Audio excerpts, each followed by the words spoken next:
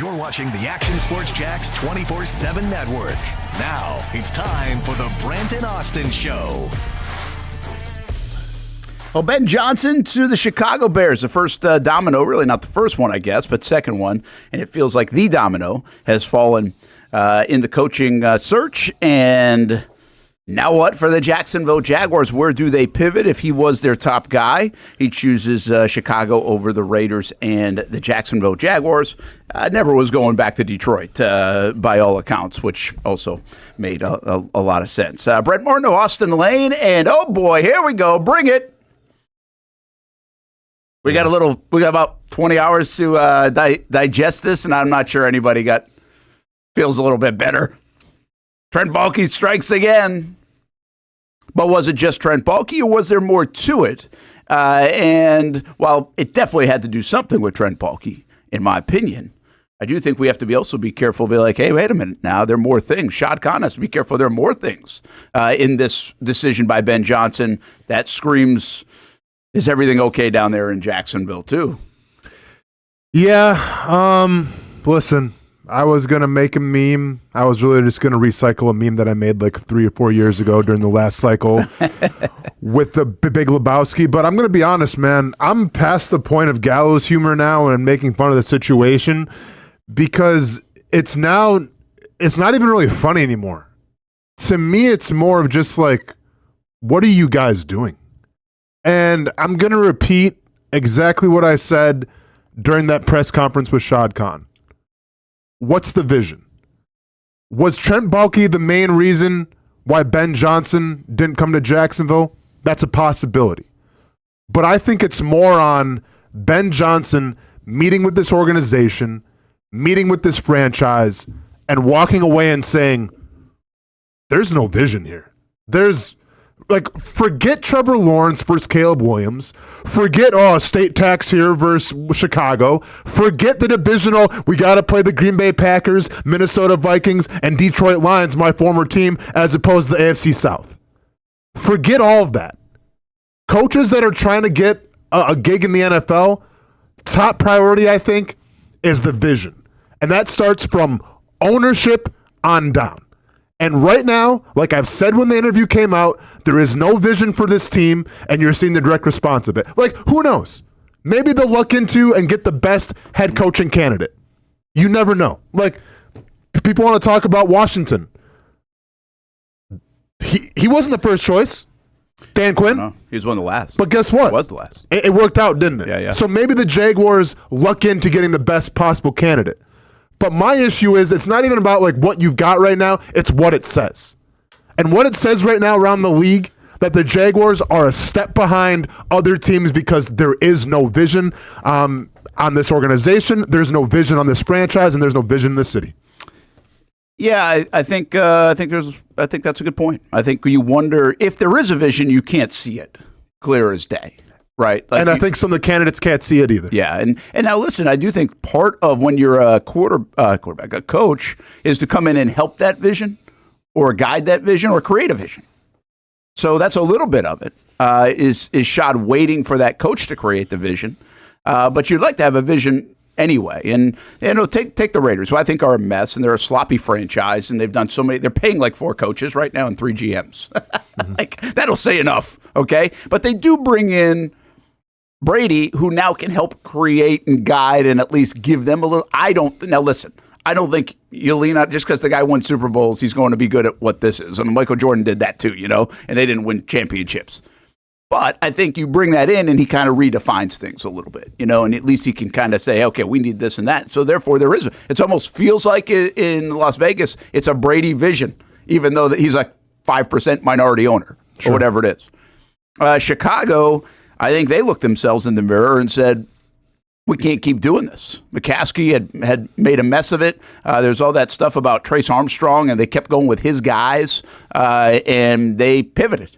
And to their credit, I think what people are missing here is they scooped in and they did it right. And I think the Jags and Trent Baalke, if he's leading this thing, that he was asleep at the wheel because Jags still haven't completed the Rooney Rule.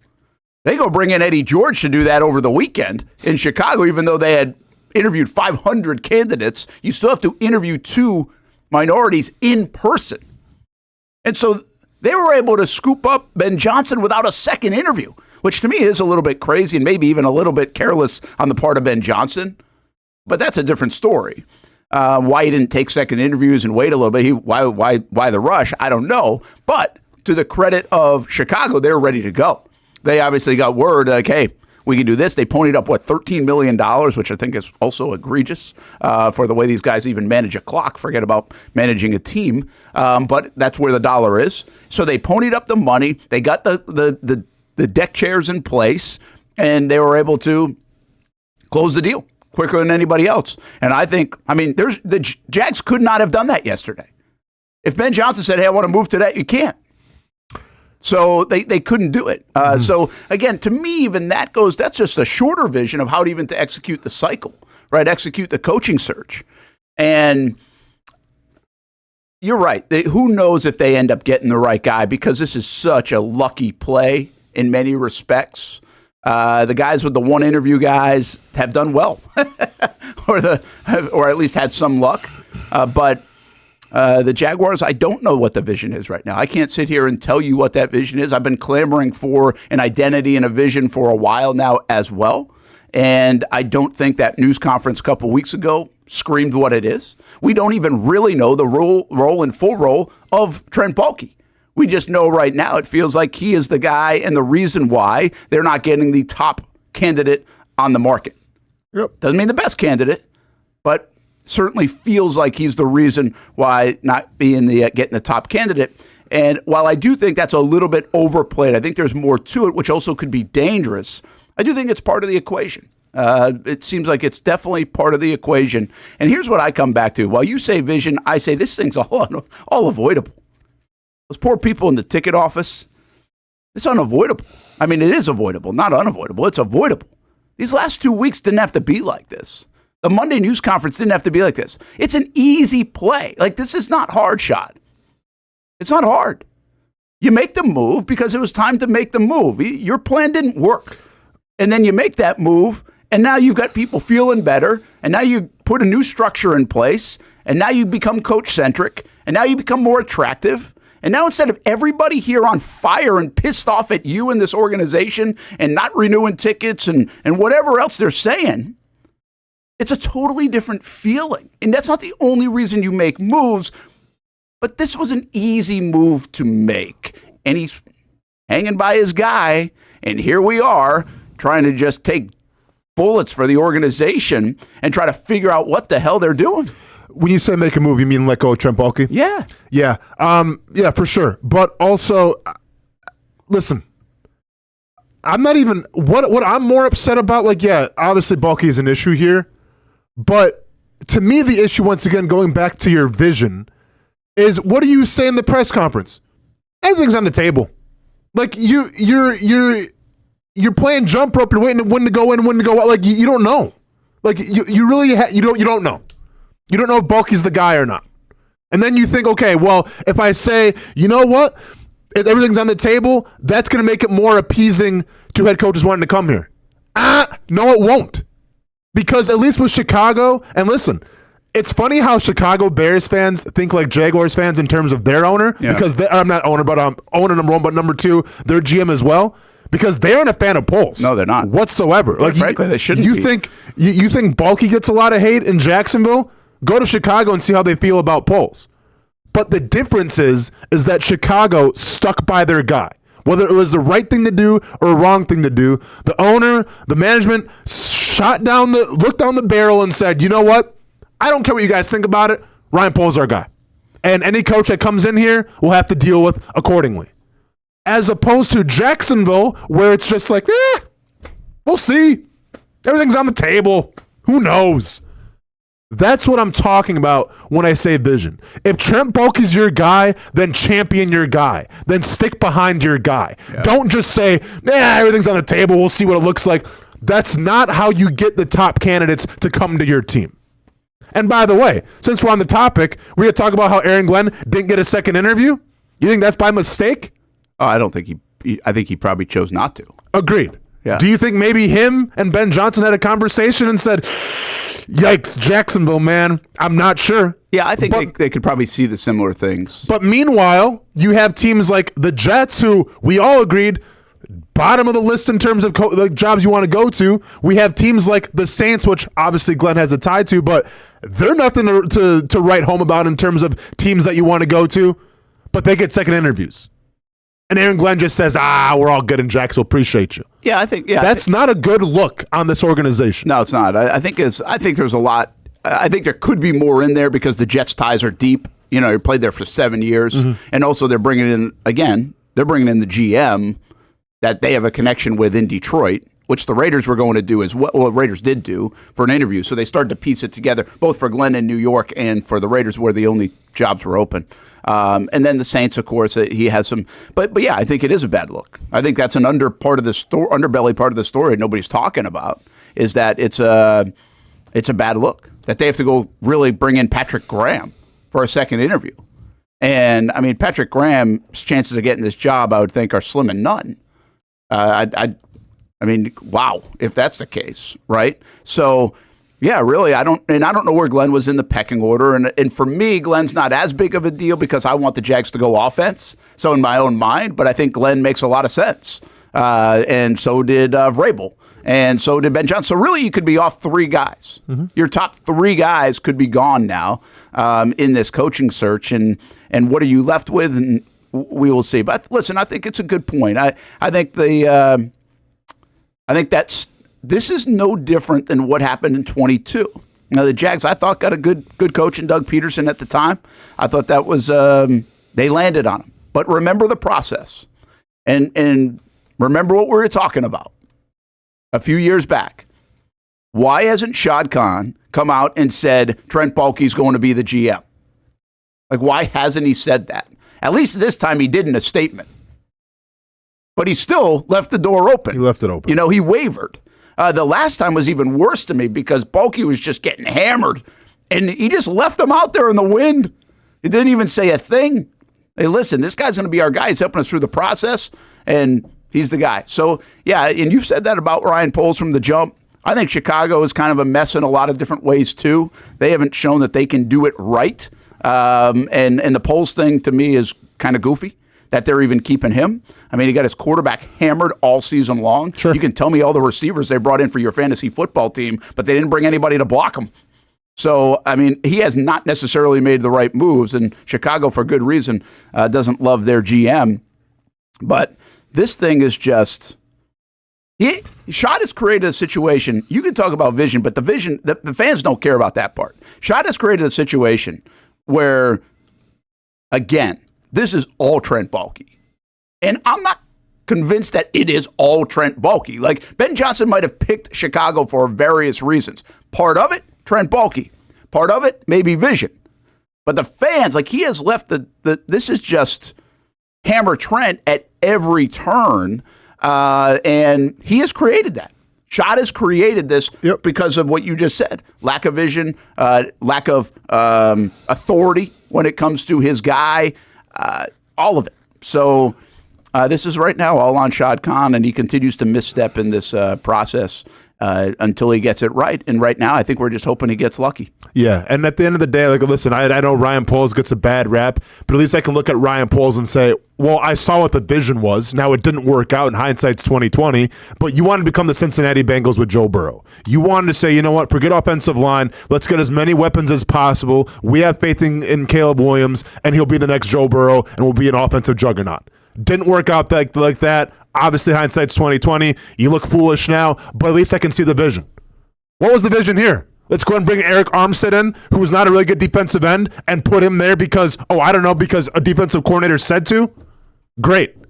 Once again, zero vision. So that's the difference, ladies and gentlemen. And that's the hill that I'll be willing to die on, is that you have teams around the NFL, like the Chicago Bears, whether you agree with the decisions or not, at least they stick by them. And then you have the Jacksonville Jaguars, where it's just like, let's see what happens. Well, all these things are important to bring up because, like Andy Cray, good morning, by the way, or afternoon where you are, he says, I've always preferred Coen to Johnson. The job he's done with Baker makes me feel good about a potential situation with Trevor. Listen, I think if they get an offensive guy in some capacity specifically, I think you're going to feel better and good and all those things. But the same thing that we said, and I think this gets lost, but we said this about Ben Johnson, or at least I did. He can bring in his own GM as well. And you can get both. That doesn't necessarily fix everything that's wrong with this organization. Not just hiring a coach and putting a Band-Aid on it.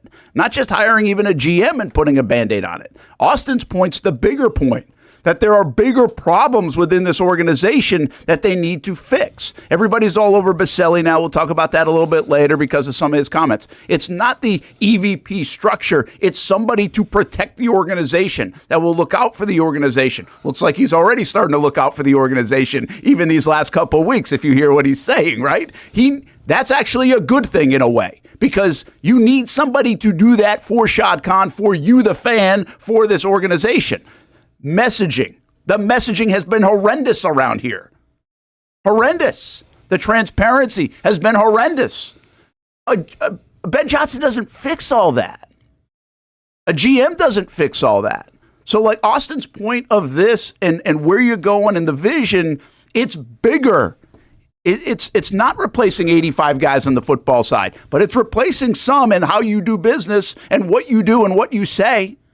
And the Jags started to do that a little bit with their transparency, at least of this process. I'll give them that. Sure. But it's little things like that are tied into this. It's not just simply get a coach. It's not simply get rid of Baalke.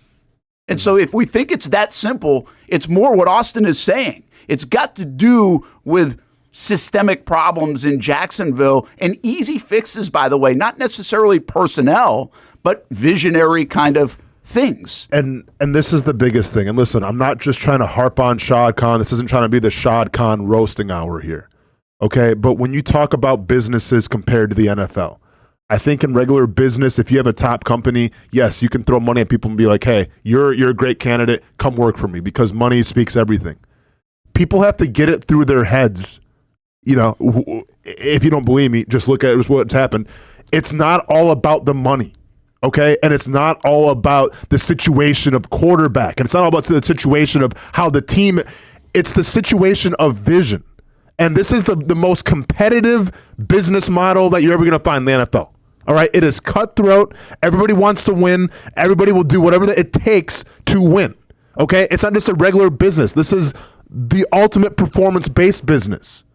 So when you have that, you need to claw, scratch, and get everything that you can to get an advantage.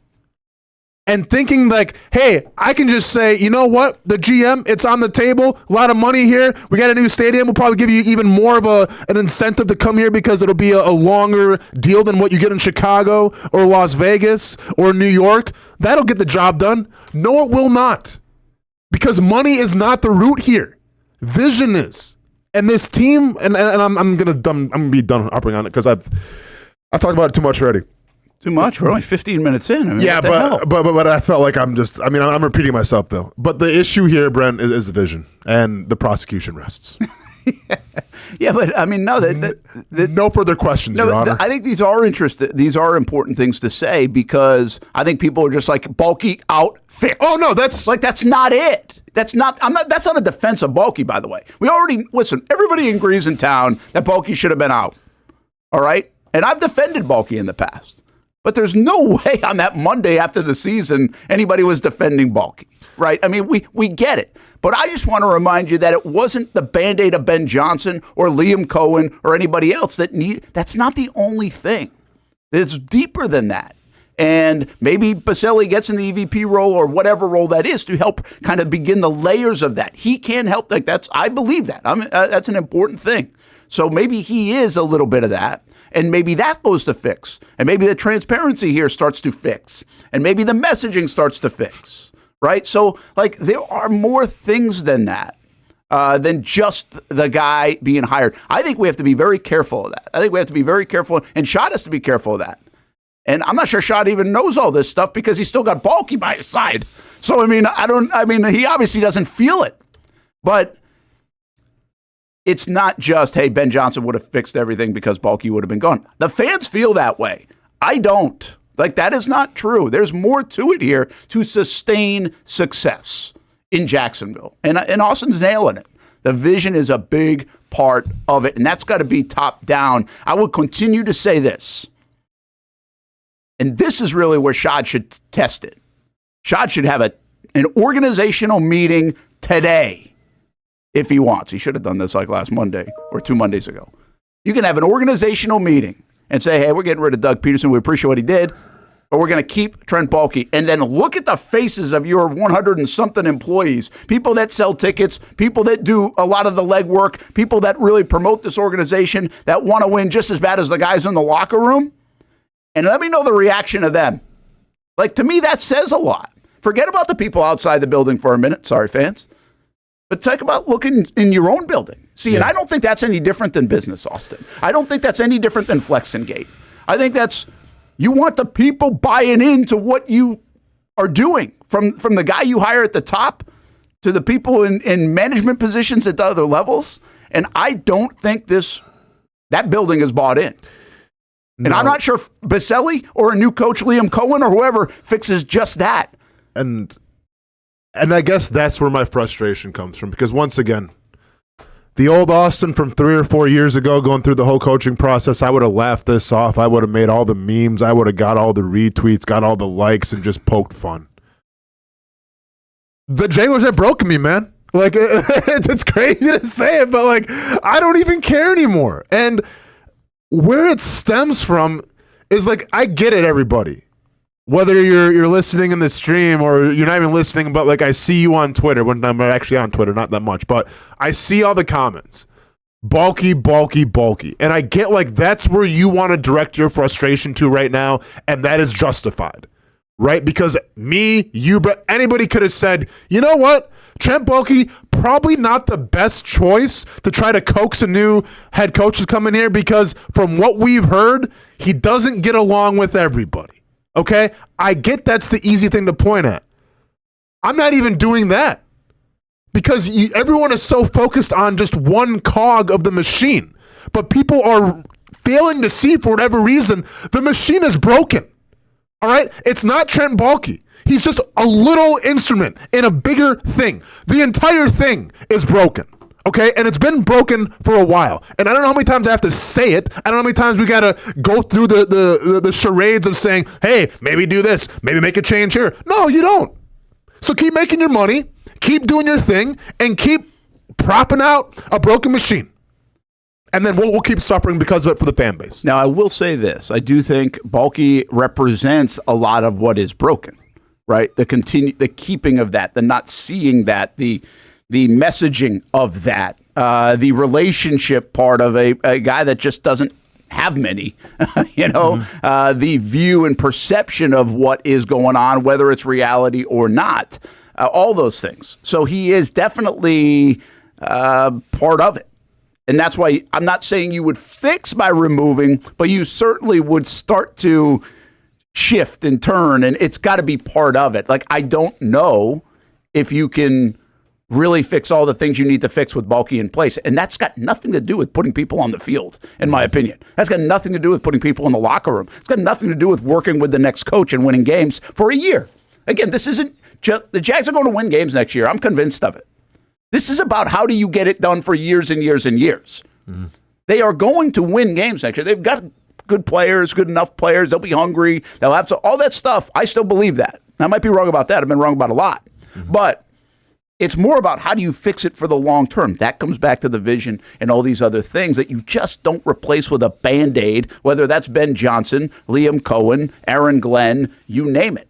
It's got to be bigger than that. It's got to be more than that. And right now, Baalke is in the way of resetting that, which is why it was such an easy move. Again, I would say this to just answer. Just go back to my example. If you have the meeting with your staff and with everybody that works in that place, from the grounds crew to the ticket sales to the people right around football, and you say, hey, we're also going to remove Baalke and we're going to reset this thing, well, you're seeing a whole different reaction. Mm-hmm. So it does start to kind of change it and figure it out. And for whatever reason, I don't have the vitriol at Baalke as like everybody else does in this town. I think some of that is a little misjointed, but it is part of it. It's part of the bigger picture. And it's the easiest move to make. It's been the easiest move to make. And for some reason, Shad won't make the move. I mean, it's an unbelievable survival story that Trent Baalke has a gig. And quite frankly, I've said this many times, I almost feel bad that he still got the job. I don't think a human being should take this much abuse. It's unbelievable, the abuse that this guy takes. Oh, man. Kirk Herbstreit would be crying all over the place if he was working with Baalke. Yeah. It's unbelievable. Yeah. We have to go down that road, too. We will go down that road. Oh, you were pissed, huh? Oh, my gosh. I can't believe it. Relax. I'm still pissed. Over Kirk Herbstreit, what? Getting emotional? Getting emotional because Ohio State lost. We'll get it. Okay. All right. We got to take a break. Hey, why did deeper than Baalke? Are there deeper reasons? Do you believe? I believe there are, but I don't know if you believe there are or others believe that Ben Johnson did take the Chicago job. And from, if we can't fix all the messaging and all the things that we just screamed about, yes, they still have to try to put together a football team and other things. And what does it say about your quarterback? What does it say about the roster? Are there more reasons why he picked, quite frankly, a Chicago team that's got its own set of issues? So we'll get into that. And where do they pivot? Yep. Listen, I'm going to request that Liv's dog stays in here because she has a husky, and she is my emotional support animal. I mean, she senses, Brent, that I'm distressed right now. So I'm going to need her by my side for the next 2.5 hours. If not, I may break down. Yeah, and you should see, and don't show it yet, but the envelope game has a box now. Now, you're too late to the envelope game. We got submissions. How you feeling, Brent? Are you a little disappointed in yourself? Probably had Ben Johnson, didn't you? No. Oh, he had Ben Johnson. Ben Johnson's not going to go to the NFC North. Oh, those competitive teams. I swear, if I see Ben Johnson in that box and Brent Martineau, I'm storming out, bro. Brent, seriously, if you have Ben Johnson in that envelope, get it out right now. It's contaminating the other. What? What about Rhode Island guy here? Yeah, let's go. That's fine. Are you okay with that? I'm just saying, if you got Ben Johnson in that envelope, we're shutting the show down. We'll take a timeout. It doesn't get revealed just yet, just because one domino's off the board. Remember, it's Ben Johnson. Those are the rules. I knew it. We'll be back.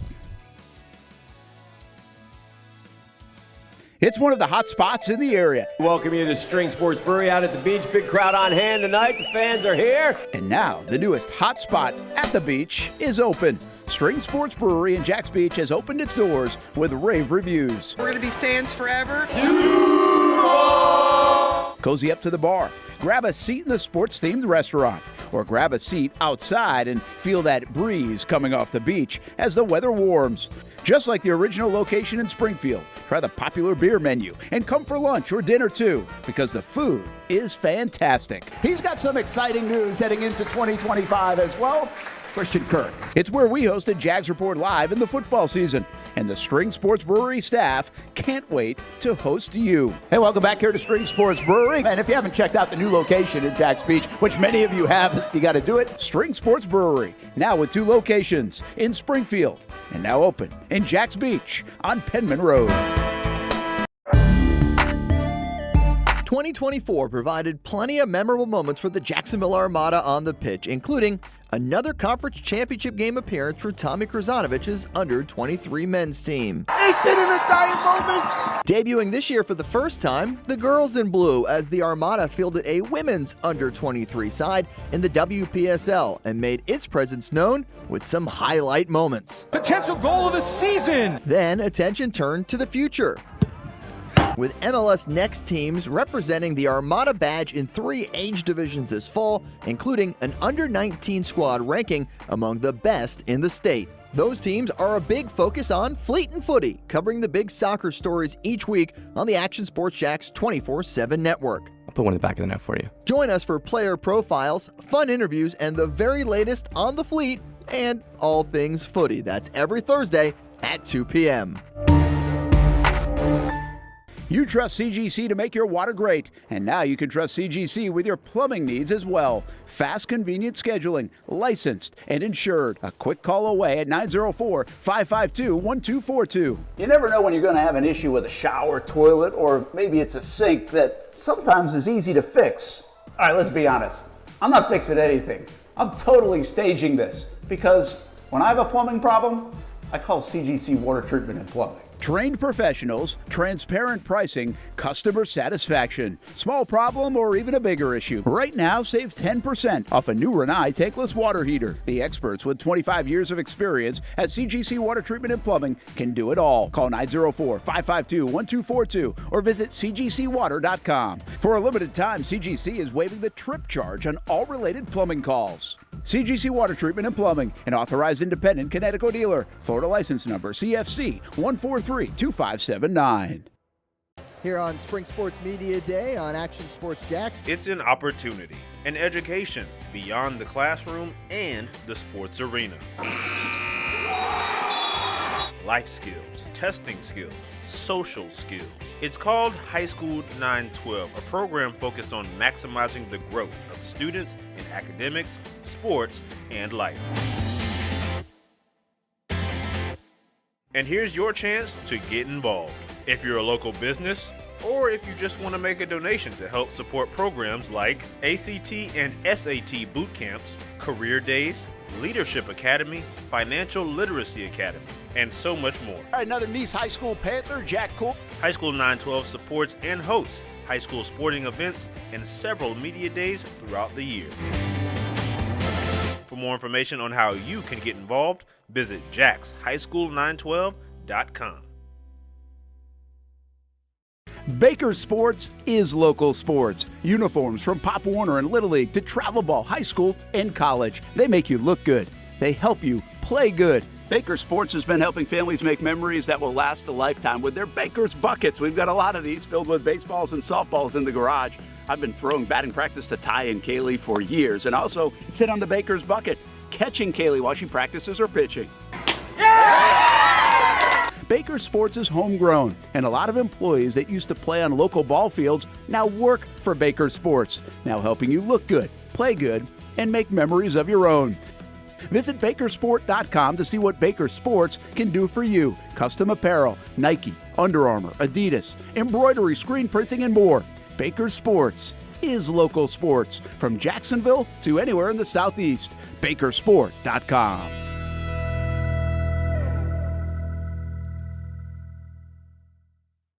Welcome back to the Brent and Austin Show, streaming on the Action Sports Jax 24/7 network. Ohio State wins a national championship, and they overcome all the Michigan adversity to win it all and get it done. Went through hell and back, Brent. It's pretty crazy that it's the first time they've won since 2014. And it was the last time they went to that 14 playoff. They won the first one. Now they go to a 12-team playoff. They win the first one. Yeah. If they change the rules, they're going to win again next year.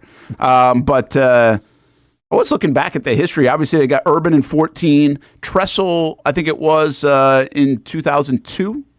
Something like, I think that's it. And then prior to that, they hadn't won in like 32 years. It goes, all the way back to Woody Hayes, which is pretty wild. So we'll talk a little bit about those.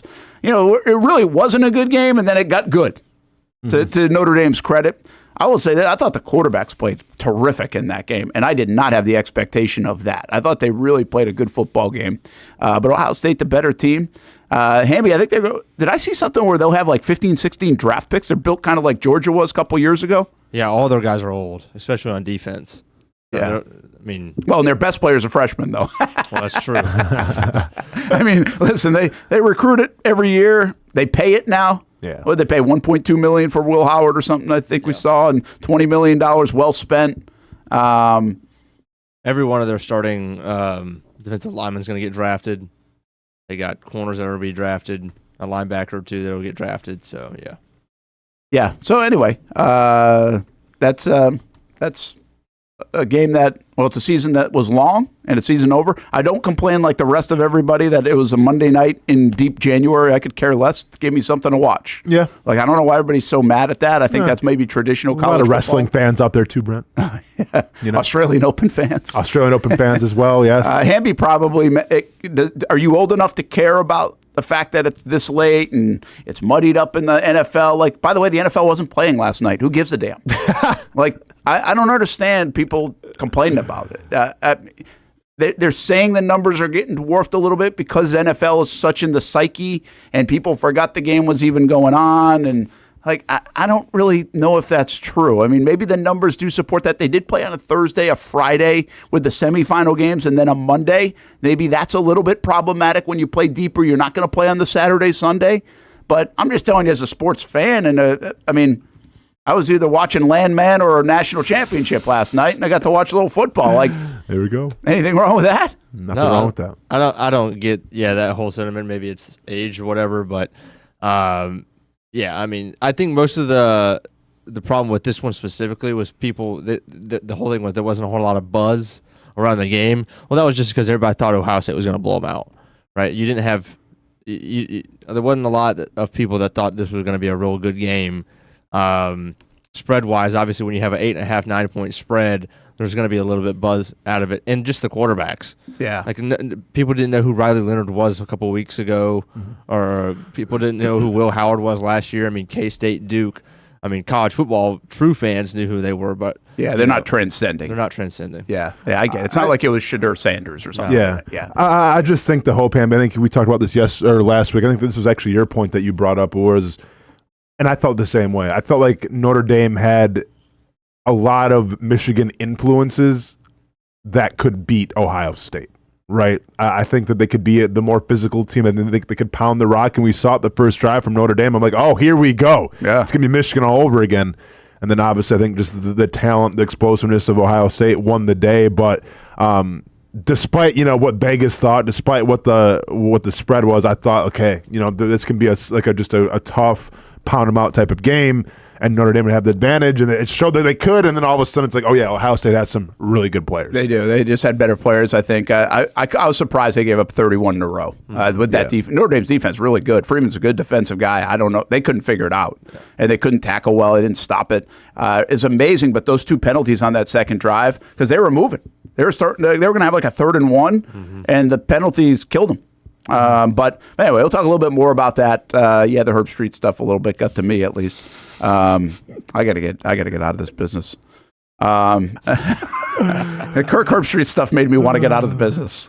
Nothing else has ever made me want to get out of the business more than the Kirk Herbstreit stuff, I think. You need to rethink your motives then. I know, I do. But it did bother me. And I like Herbstreit. That's the problem. Maybe that's why it bothers me more. I like Herbstreit more than some people do, especially around here or in Tallahassee. Brent Martineau, Austen Lane, Jason Hamby on a Tuesday. I hope you had a good weekend, by the way, and I'm sure your Monday wasn't that great when you saw the news of Ben Johnson.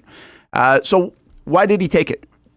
But remove Baalke for a second. Okay, the alignment, the vision, the things we've talked about. But there's more. You can't just I would said, Ben Johnson, you're the dumbest guy I ever met if he had taken the Raiders job, and he really thought about it. Like I would not have understood that, and I would have been almost glad that he didn't take the Jags job. I don't get the Raiders thing. I mean, at least with the Raiders thing, he could have brought in his own GM. He could have, but you have to still have a football part of this, right? I mean, sure. The owner's been whatever. Tom Brady, yeah. I mean, you could have listened to him on crypto as well. That wouldn't have worked out too well. I got you. Yeah, I mean, if we're gonna rank, no, for sure. If we're gonna rank them, I mean, you know how I felt about it. I had Chicago, then Jacksonville, and then I think the Raiders would have been 3rd. But like I said, I think every team had something to offer. Yeah, but I mean, they were a little different. Yeah, but it did seem like, at least from the national pundits, were saying, it's going to be Las Vegas. Nope. So why else did he take him? How much was Caleb Williams? How much was their roster maybe compared to the Jags roster? Like, we think the roster was pretty good. We still think it's somewhat good, but it obviously wasn't. They were 4-13. This year, right? So, I mean, were there some matter-of-fact things? You mentioned the NFC North. What I didn't really consider about the NFC North, I saw somebody say this, I thought it was pretty good. Like, he understands the nuances. of the league, of the division. Like, he knows what those teams are all about, which actually thinks he might have a head start at, like, hey, Green Bay, I've played against them, right? I know how to coach against them. I know what schemes work against them. I know all those kind of things. Do you want to know the nuances of the AFC South? Trash. Yeah, I know it. How about that for nuances? I thought it was a good point. Don't got to play the Vikings. Don't got to play Jay Jettas. Don't got to play Green Bay Packers and Jordan Love and, Matt LaFleur. Don't got to play your former team with Dan Campbell, who at this point I feel like might kill somebody if they don't win a championship next year. Like, he'll do anything that it takes to make sure that his team gets the Super Bowl. AFC South trash. But to each their own. What other reasons did Ben Johnson take Chicago? Are you going to answer my question or no? I mean, I think I mean, told how you, much man. was Caleb Williams? I mean, so you don't factor Caleb Williams, Trevor Lawrence at all in this? I mean, I could factor the contract into it. Okay, there you go. I would factor a contract into it, sure. But once again, I think the biggest caveat, I think the biggest thing is the division. Amby, what do you think? Is this roster not as good in Jacksonville? Like, again, I'm trying to see warning shots here other than, hey, this is a guy that knows offense. This is a guy that helped rebuild Jared Goff. Is it the contract of Caleb Williams, or is it like, hey, Trevor's good, but we can do a lot better with a guy like Caleb, who had his own issues at times this year. It's not like he put on a show, put on some moments, didn't put on a show. Their offensive line stinks. You got to rebuild it. They have aging players in some spots, like a Keenan Allen. Is he going to even be around? Like, what does he see? And what should also we be seeing? Because that guy just told on you. He told on you, and we know he told on you on the Baalke front. He told on you on the vision front, but did he tell on you in some other areas? That's really my point of this. Or is it strictly just those couple of areas? No, I think a lot of it has to be about Caleb Williams. And, when you lose your top target, it's kind of natural to, be salty or whatever, prey on his downfall, whatever the case may be. And I'm kind of in that boat. It's just like, man, if you pick Caleb Williams over Trevor Lawrence, then good riddance. Like, then you're not the guy anyway if you think that he's better, because that's what we want our head coach to believe. We want us to be sold on Trevor, that he's much better than Caleb Williams, or at least thinks he can get him there. The roster is not good. The Bears roster is not good. They have Montez Sweat on the defensive line. Name another player other than Jalen Johnson. If you want to name me Tremaine Edmonds, just because he's been around for forever. They have an aging roster. DeAndre Swift's on his way out. They have nobody behind him. Keenan Allen's on his way out. I mean, they don't have a great secondary at all. They were playing Tyreek Stevenson, the second-year guy from Georgia, who had all the off-the-field stuff and was waving him on, and they tried to bench him, but they didn't have anybody else, so they had to keep playing him. It can't be roster, so it has to come down to one guy if it's going to be anything about the roster, and that would be Caleb Williams. And, again, If you think Caleb Williams is better than Trevor Lawrence or gives you the best opportunity to win as a new head coach, then best of luck to you. Then I'm glad you're not the guy. Yeah, so I think it'll be interesting to see Ben Johnson. How will he do? How will he? The funny thing about this show is I don't think. Well, listen, he was the shiny toy here. Correct. No doubt. And there's something to that. And there's like overwhelming something to that every poll I did was 82% of people. It's like everybody wants to win. He was the top guy. You feel like you win. The Jags have lost a lot. I joked yesterday, the Jags went to 4-14 yesterday, right? And they didn't even play. And so we want to win around here. Win in the press conference, win in the offseason. That's happened in the past. We're not off to a good start in that regard. But I do think he's still, and I'm not saying this just because he went to Chicago. I think we said this. I don't think Austin had him as number one guy on the list ever, really. He had Vrabel, but I had Ben Johnson number 2. You had number 2. Yeah, okay. Yeah. So, listen, the creativity on offense is great. I think they needed that. What he's done there are a lot of similarities. My biggest question mark that I had with Ben Johnson, or even Aaron Glenn for that matter, is Dan Campbell is such a figure in that organization. He is the guy that things work off. Would you be able to duplicate any of that, bring that down here? Is it too much almost that these other guys won't be as successful? Kind of like the Patriots organization. They were Belichick and Brady. And other people could not duplicate it because it was a unique set of circumstances that are hard to duplicate. That's a good cope, Brent. That's a good cope. This isn't a cope. This is real. Like, these are things you can go back for the last 2 or 3 weeks and listen to the conversation. I know, but it's helping me get over this, okay. so I appreciate it. Keep going. So, well, I'll give you another one. I said this over the weekend before this news came out. The thing that concerned me a little bit on Ben Johnson, there was a quote that went around or something where he said, I got to find out or I got to see if I'm a leader. Like, can lead, like, that's the next step. I don't know if he did that last year or whatever else. And I was kind of like, well, don't you already, like, have the confidence that you are that guy? Like, what do you mean you got to see? Like, you already are that guy, right? Yeah. Like, and so it's just, I don't know if I just read it funny or whatever else. But again, listen, I was totally on board with Ben Johnson. Mm-hmm. I'm disappointed, like everybody else, that Ben Johnson's not has a chance to come to Jacksonville. So this isn't like, hey, glad he went to Chicago. I don't feel that way at all. But I just have questioned some of these things anyway before this decision. And then I've continued to say that, listen, man, if you're going to be an alpha, if it's going to be coach-centric, then you hopefully would have been able to move that guy out of the room. And again, maybe he tried. From some folks we hear from, he tried. And Shad didn't move. So that's not on Ben Johnson then if he tried. So he tried to get the alignment, whatever else.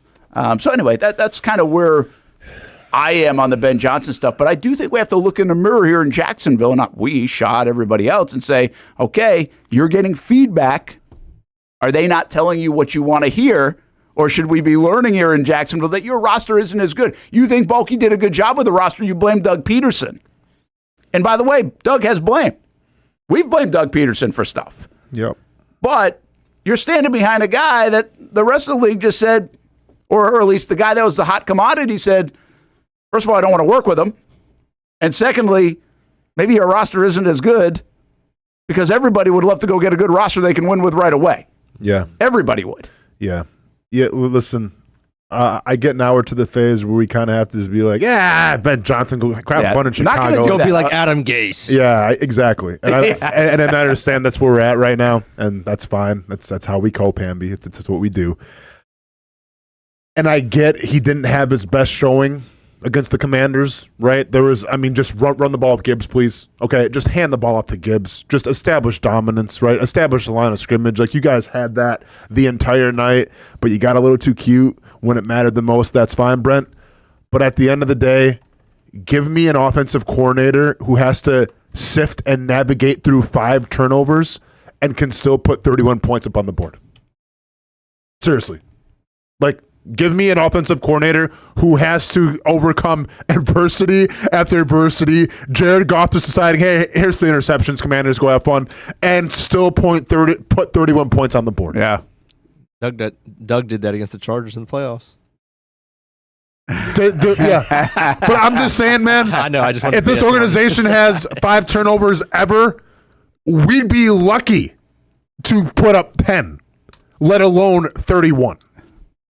And now we're not getting it, so it's fine. I forgot about that fumble in the playoffs, by the way, on the muffed punt. I was like, wait, Trevor didn't throw 5 picks in that game. He threw 4. I had to go back and look at the box score, and Ty was like, oh, yeah, I think they muffed the punt. I was like, I forgot about that. Mm-hmm. Chris Claybrooks. Yep. When he grabbed that was goofy, right? Yep. That goofy play. And that was inside they held him to a field goal, and Ty had a great memory on this. He said, I don't remember it much, but Herbert missed on 3rd down. I think he missed Keenan Allen in the end zone. Yep. He threw high. And that led to a field goal, or could have even made it more impossible. But yeah, the Jags actually did that. Meanwhile, on the other side of things, like Aaron Glenn, I thought maybe he'd lose a little shine coming off. Listen, you can praise him all you want for they've had injuries and everything else, but he still gave up 45 points to a rookie quarterback, and they could not stop Washington whatsoever. So if you're going to praise him last week for being able to stop Sam Darnold, then they couldn't do it this time around, even as depleted as they were. Yeah. But I thought the interesting part of that was Dan Quinn on the other side of the football. He had that terrible outing against Green Bay last year in the playoffs. And then he ends up getting the Washington job, and look what he's done. So I'm a big one game doesn't tell the story. Like we love the trick play from Ben Johnson, and then I don't know why you're putting it in Jamison Williams' hands, right? Yeah, but talking about the Montgomery pitch to Montgomery. Oh, that was terrific, wasn't it? That was a thing of beauty. But speaking of one game doesn't tell the story, should it tell the story that Cliff Kingsbury might be the real deal? Yeah, I would say I think there's what he's doing is really good. You can't deny it. But I'll tell you this: there's two things to keep in mind. I said three. This is really two. Not a baby. Two things. Two things to keep in mind. It's so much easier to go three. So I always want to be a basketball official. Just go. That's fun. Man. I like that. Yeah. Charge call is the best call in sports. Two reasons. The defense of the Lions was obviously awful at this point. Sure. And even last week, the defense against the Bucs, not good. Sure. Okay, so we'll see what he does this week. The other thing to me in the NFC Championship game, though, man. Okay, against a good defense, he's playing two crap defenses. Okay. I mean, seriously, with the rookie. Yeah, man, but like at some point, you got to give the guy a little flowers. I do. Okay. But you said, what about coming off you actually asked it coming off these games. How don't you have steam? I just said, if you take these 2-game samples, they are playing nobody. Okay. I mean, they really are. I mean, unfortunately, just the way those defenses are. I mean, the Bucs had the worst pass defense in the league or something, right? Or one of the worst, I'm sorry. Yeah. We had the worst one in the league. But I don't think Washington's defense, I mean, like, and say what you want, but like, it wasn't like Washington's defense was that great, but they got turned, like, they did their thing, and Jared Goff is a lot more experienced quarterback, and he was making mistakes. So, I understand. Yeah. The sample size in the playoffs, it's to your advantage. But at the end of the day, you still have a rookie quarterback who's not playing like a rookie quarterback. And that, to me, is the biggest testament of what makes a great offensive coordinator, is how much confidence can you give your rookie quarterback. And guess what? No one's got more confidence right now than Jayden Daniels. Yeah, listen, all those things are true. They were true before these last 2 weeks, in my opinion. I mean, Daniels had a terrific rookie year, and then they've just continued to do that. The bigger part for me that I would say about Kingsbury is the quarterbacks that he's worked with don't fit Trevor Lawrence. So here in Jacksonville, he's worked with Murray and now Daniels. Mm-hmm. That's not Trevor. No. So to me, that would be like, okay, that's not a fit. But his system seems to work with a quarterback that can obviously run the football. Mm. You're going to send him to Baltimore to replace Todd Monken. If Monken got a job, probably works, right? If you're going to send him to Tampa to replace Liam Coen, I'm not so sure it works. But do you think Trevor could rush for 40 yards a game? 50 yards? I mean, I know he's not that style of player, but I think he's capable of doing that. Now you're not gonna give him whatever it was, 17, 18 attempts in a game. I get that, but we've seen Trevor Lawrence run for 40-something yards, 50 or something yards. Yeah, I don't know if you want him doing it though. Okay. I mean, especially a guy who's missed a year and a half. Do it if it's gonna get us to an AFC Championship game, bro. Because this is once again, and this is what I could not stop thinking about watching this Lions-Commanders game and watching Jayden Daniels flourish. That's what Trevor's supposed to do. Okay, you get Dan Snyder, which was kind of the safest pick. All right, we get Doug Peterson, kind of the safest pick there was. That was supposed to be us. I say us like I'm part of the team, but that was supposed to be the Jacksonville Jaguars. Was what the Commanders doing? Okay, we got Jayden Daniels, who didn't really have a lot of hype. He had some hype, but it wasn't as a number 2 pick. He didn't have a lot of hype. Didn't have a lot of hype, but you see what a coordinator or play calling, whatever you want to call it, and a quarterback can do for your entire franchise. A franchise that was literally dead to rights, that had so many bad optics, up there with Jacksonville. And now nobody remembers Snyder. Nobody remembers anything. All they remember is, wow, Jayden Daniels, really good quarterback. Wow. Commanders, NFC Championship. I finished watching that game thinking, that should have been the Jaguars. Well, here we are. Yeah, I mean, I think you watch a lot of teams and say, that should be the Jaguars. I think they should be in a better spot. I've been saying that that's why I hated Detroit a lot of the year. In a joking way, I was jealous of them because that should be the Jaguars. Now, I didn't necessarily think Washington so much. I think actually the Jags were better positioned than even Washington. That's what makes me feel bad for Detroit. They built it up. They built to where they got, and then here comes Washington out of nowhere. Well, and turn it around like that, though. That's the difference to me. It's Washington, and Detroit had the bad optics. Washington was a different class of optics. Right? Yeah. They were going through a lot. Oh, yeah. And it seemed like an afterthought of anybody wanting to go coach there. And they have to settle. And I say settle for Dan Snyder.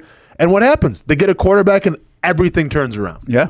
Well, the idea, really, if you look at the league, I think they were in the Houston category where it looked like everything was a mess. Correct. Right? Now, listen, Washington did that for 20 years. But most recently, I think Houston comes to mind. Yeah. And Houston's able to turn it around with the quarterback and with the coach.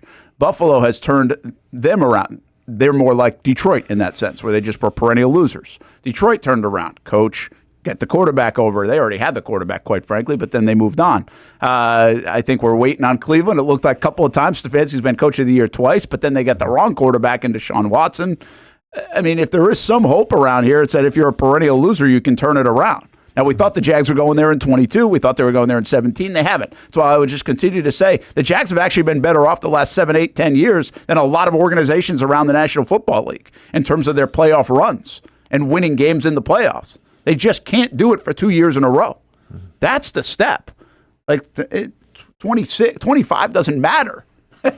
It does. But it's really what can you do in 25, 26, 27 and beyond. So that's what they're chasing. You mentioned this, and nobody's really talking about this, but Aaron Glenn not coming back for a second interview is really significant. And I think the fans were so enamored with Ben Johnson that the shine wasn't on Glenn to begin with. But I wonder if, from the fans' point of view, is the shine off Glenn because of the performance of giving up 45 more than Johnson scoring 31 with 5 turnovers because it looked like it was all on Goff? Yeah. Did the fans around here not really want Glenn? But again, I think the fans wanted Glenn. I think it's significant, like the fact that he's not coming in. He's going to pick the worst job potentially in the league in the Saints. The Jets' job is not necessarily the worst in my opinion, but it's still not as good as the Jags potentially. Yeah. And you're not even going to come down for a second interview? My guess is that's on his part, not the Jags' part. Yeah, I agree with you. I believe it is on Aaron Glenn's part, and whether he had conversations with Ben Johnson just saying, hey, man, here's how my interview went. Yeah, yours wasn't that good either. Yeah, I'm not going to go to Jacksonville. Yeah, and I understand. Like, the defense did not look good against Washington. But at the end of the day, and, to echo what you always say, like, you can't go off of one game. Well, how about we go off of a full season in terms of how many injuries that they've had? Yeah. Right? And yeah, it wasn't a good look. There was some bad tackling, right? Yeah, hustle a little bit, but like at the end of the day, when you have fourth stringers, yeah, you played it. Number 40, you played one snap. I don't know, like what you thought was going to happen. Like you can call the most perfect zone defense, but the players still got to play. And the sad reality is that you have third string guys going against some of the best wide receivers in the league. Like, it's what happens. Yeah. It was a tough deal. I'll tell you what though, that game, I thought Detroit was going to win. Like, it's all right. They're going to come back and win. They're going to come back and win. They're going to come back and win. And then it was like, I got to the fourth quarter, even tweeted, it was like, okay, I don't feel like they're going to win anymore. I couldn't believe Washington just kept coming. I was waiting for the mistake. Right, waiting for them not to answer the bell, and to their credit, they did. That's a magical team right now. That's why I don't even know if they're sustainable just yet, because it's so magical. It's like 7 wins at the end of games. It's now this ride. They're just doing stuff that really hasn't been done. But you've got to feel good for the Commanders fans too. You feel bad for the Lions fans. I do, but Commanders fans have been through it now. Yeah, I would say so. So much so that they really stopped going. Like at the end of the Snyder era. They were like, that place was empty, and they're a storied fan base. Like, they're a passionate fan base, but the owner really gave them no choice. Like, yeah, you guys aren't coming. Yeah, I sat next to a trash can in the press box there in Washington. That's how bad it got. Let's take a time out. Come back now. Where do the Jags pivot to? Where do they go? Is it Coen? Can they still land can they breathe confidence back into this place, some energy into this place? Has it been sucked out no matter what? Flip a coin. Just figure it out. What does it say that these 3 guys are coming back for second interviews? And what nobody's talking about, because they really don't have to yet, could Joe Brady or could even Kellen Moore still be in the mix in Jacksonville? And I thought we might have a new coach by the end of the week, once Ben Johnson and Aaron Glenn got out. Now I'm not so sure. I'm wondering if Brady comes back. Like, we might still be a week and a half or so away. and I don't think there's a huge rush here, especially if Glenn's not going to take the interview. He's probably the next domino. Yeah. And then the Jags probably hold the cards. Well, yeah, because, like, Does Coen have any other interviews and stuff? No. Coen? That's a weird thing. Does that concern you? Oh, we're talking about Doug Peterson over again? A little bit, yeah. What other teams see that we're not seeing? I don't know. They see this guy. Shoddy! I was expecting it. That's wild. Huh. It's a nice turn for Schottenheimer. Wow. Did a good job there. This is pretty new. Yeah, Hamby? Yeah, this is this morning? Hour. Okay. It seems like, Kellen Moore is like a lock for that job. That's what everybody's saying. Yeah.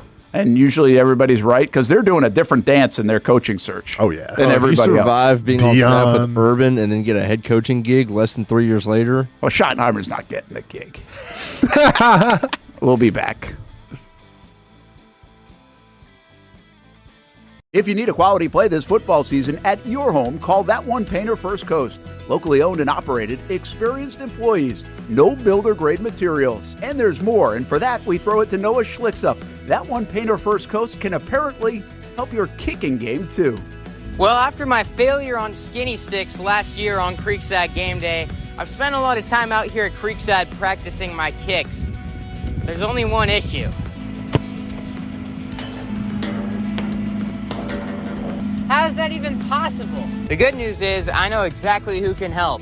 That One Painter can handle all your painting needs, from field goal posts to cabinets to stucco. They got you covered. Though they may not be able to help with my kicking, they can certainly help with the posts. Call That One Painter First Coast today for all your painting needs at 904-495-1373.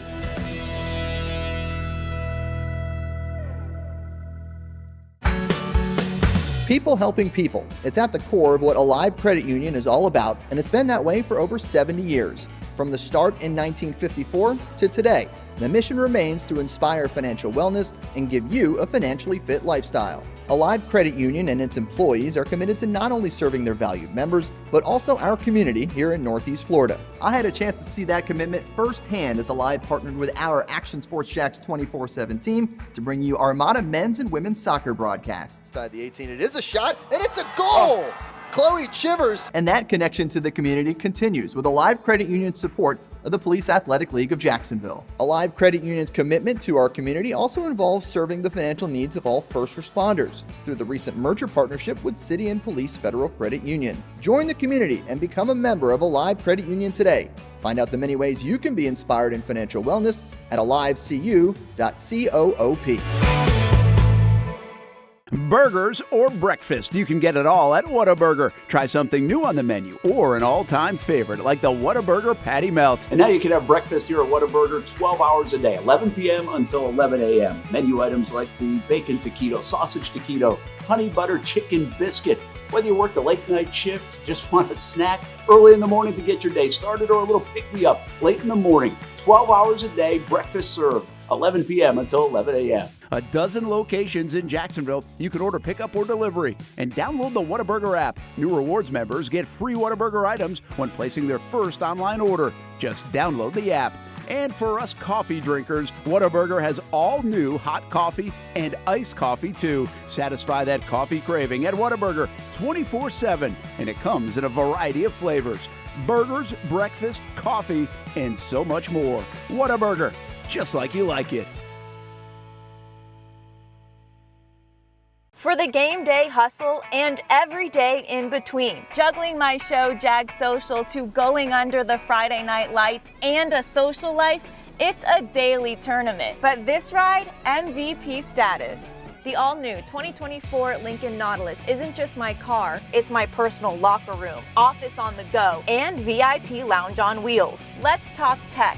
My profile remembers everything from customizing my dash display to setting the ambient lighting and my signature scent. And wireless charging, essential for live tweeting scores. Whether I'm packing for a beach day with friends or heading to the gym, there's space for every passion. After dominating all day, this becomes my recovery zone. The massage feature is like having a personal PT on call. Life's a non-stop game, but with this ride, I'm always on my A game. The 2024 Lincoln Nautilus. Drive your passion. If you don't see a pit, it ain't legit. When you hear that, you think Bono's Pit Barbecue, a staple in Northeast Florida now for 75 years. A place that feels like home with friendly service, a meeting place for friends, family, or business occasions. On the menu, the corn nuggets are a favorite in our house, but there's something for everyone. Sandwiches, platters, salads, sides, desserts, and family feasts. You see Bono's all over the place in Northeast Florida. You know, there are almost 20 locations in the Jacksonville area now, so stop on by, sit down, and dine in with Bono's. You can also take it to go. There are drive-thrus in many of the locations, and they have delivery options too. Just download the Bono's app to make things easy. I signed up for the loyalty program, and you can too, to get special offers. If Jacksonville is home, few things feel more Jacksonville than Bono's Pit Barbecue. Celebrate 75 years and many more to come. Bono's Pit Barbecue. If you don't see a pit, it ain't legit. Welcome back to the Brent and Austin Show, streaming on the Action Sports Jax 24/7 network. Robert Saleh scheduled for an interview later this week for the Jacksonville Jaguars. He gets another go-round. So does Patrick Graham. So does Liam Coen. So that news is certainly out there for the Jacksonville Jaguars.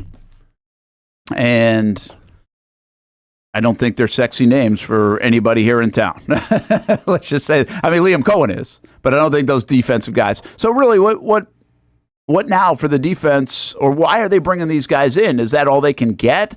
Is that just the next step in the process? If you don't like how the Liam Coen stuff works, you wait for Joe Brady. If you nail it with Liam Coen, could you potentially get Patrick Graham or Robert Saleh as a defensive coordinator? The Robert Saleh stuff's really interesting. Could he love coming down to Jacksonville, be an associate head coach? Could you have a guy that's been there and done that to help a Liam Coen out? A lot of things on the table. Like, I think that you can make some sense out of. And we'll see, right? I don't know where that lands. I'd be surprised if Liam Coen isn't the front runner at this point of the three names that we know. But again, I do think Joe Brady and I don't think Kellen Moore, because I think Kellen Moore's so tied to Dallas, but I do think Joe Brady could still be in the mix here. Mm-hmm. And again, I'll be honest with you, I don't know if that's just because I want an offensive guy.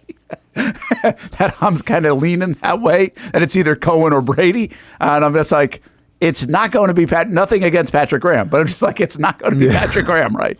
Like, those three names came out, and I'm like, oh, you saw my tweet probably. It's like, good luck season ticket sellers on those renewals. It's like, holy cats, man, your job is tough. Ouch. But yeah. I mean, it is. That's just the way it is, because Ben Johnson had so much. Oh, dude, Bears fans are rejoicing. Like, what do you think? I mean, again, you feel prints like you won. money. Yeah, you feel like you won. Yeah. So, all of a sudden, Ryan Poles, who cares? We got Ben Johnson in here. Yeah. Who cares? The Caskies, they don't know what they're doing either. Yeah, they're fine. They're good. What do you think of Liam Coen? I like him.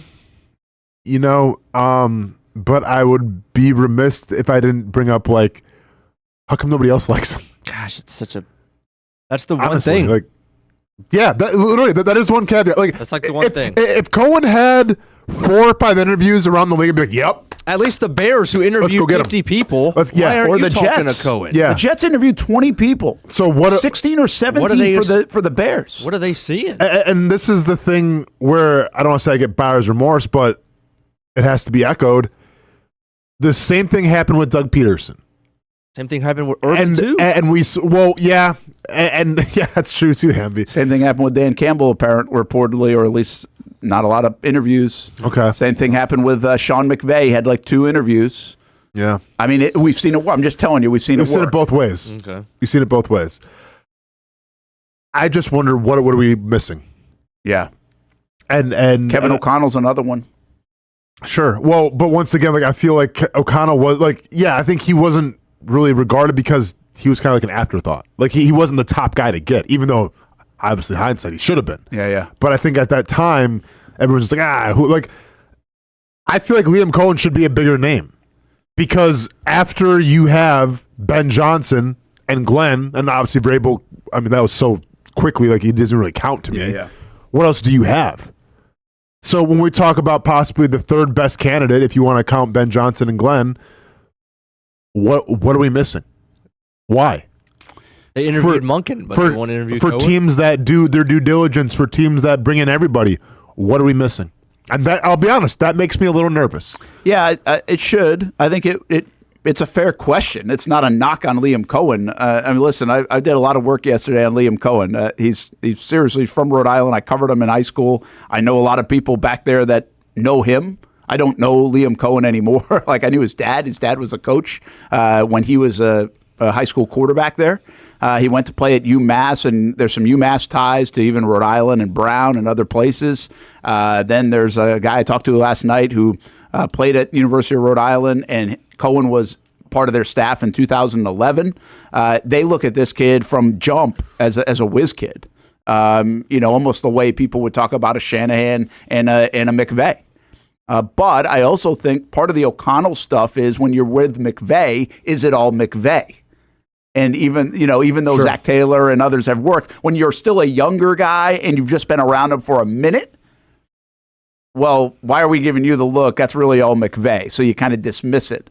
Well, a lot of people did about O'Connell, and look how that's worked out. Like Shanahan and even McVay. McVay kind of was part of that tree. And the question about McVay when he was being interviewed when he was 30 years old is he was 30 years old. Is he too young? Who's going to touch that? Well, there were a couple of teams apparently interested at that time if you go back. Dan Campbell one, I don't really know. Somebody said that to me on Twitter. I've got to go back and look if Dan Campbell only had one interview. But I think it was during one of the cycles for the Jags, right, 2021. And I don't remember his name being whispered about around here. It was all Urban at that time. So I'm not clamoring for Coen, but I do think he's not that different than Ben Johnson. And really, Joe Brady. They're younger guys, and their resumes are not deep.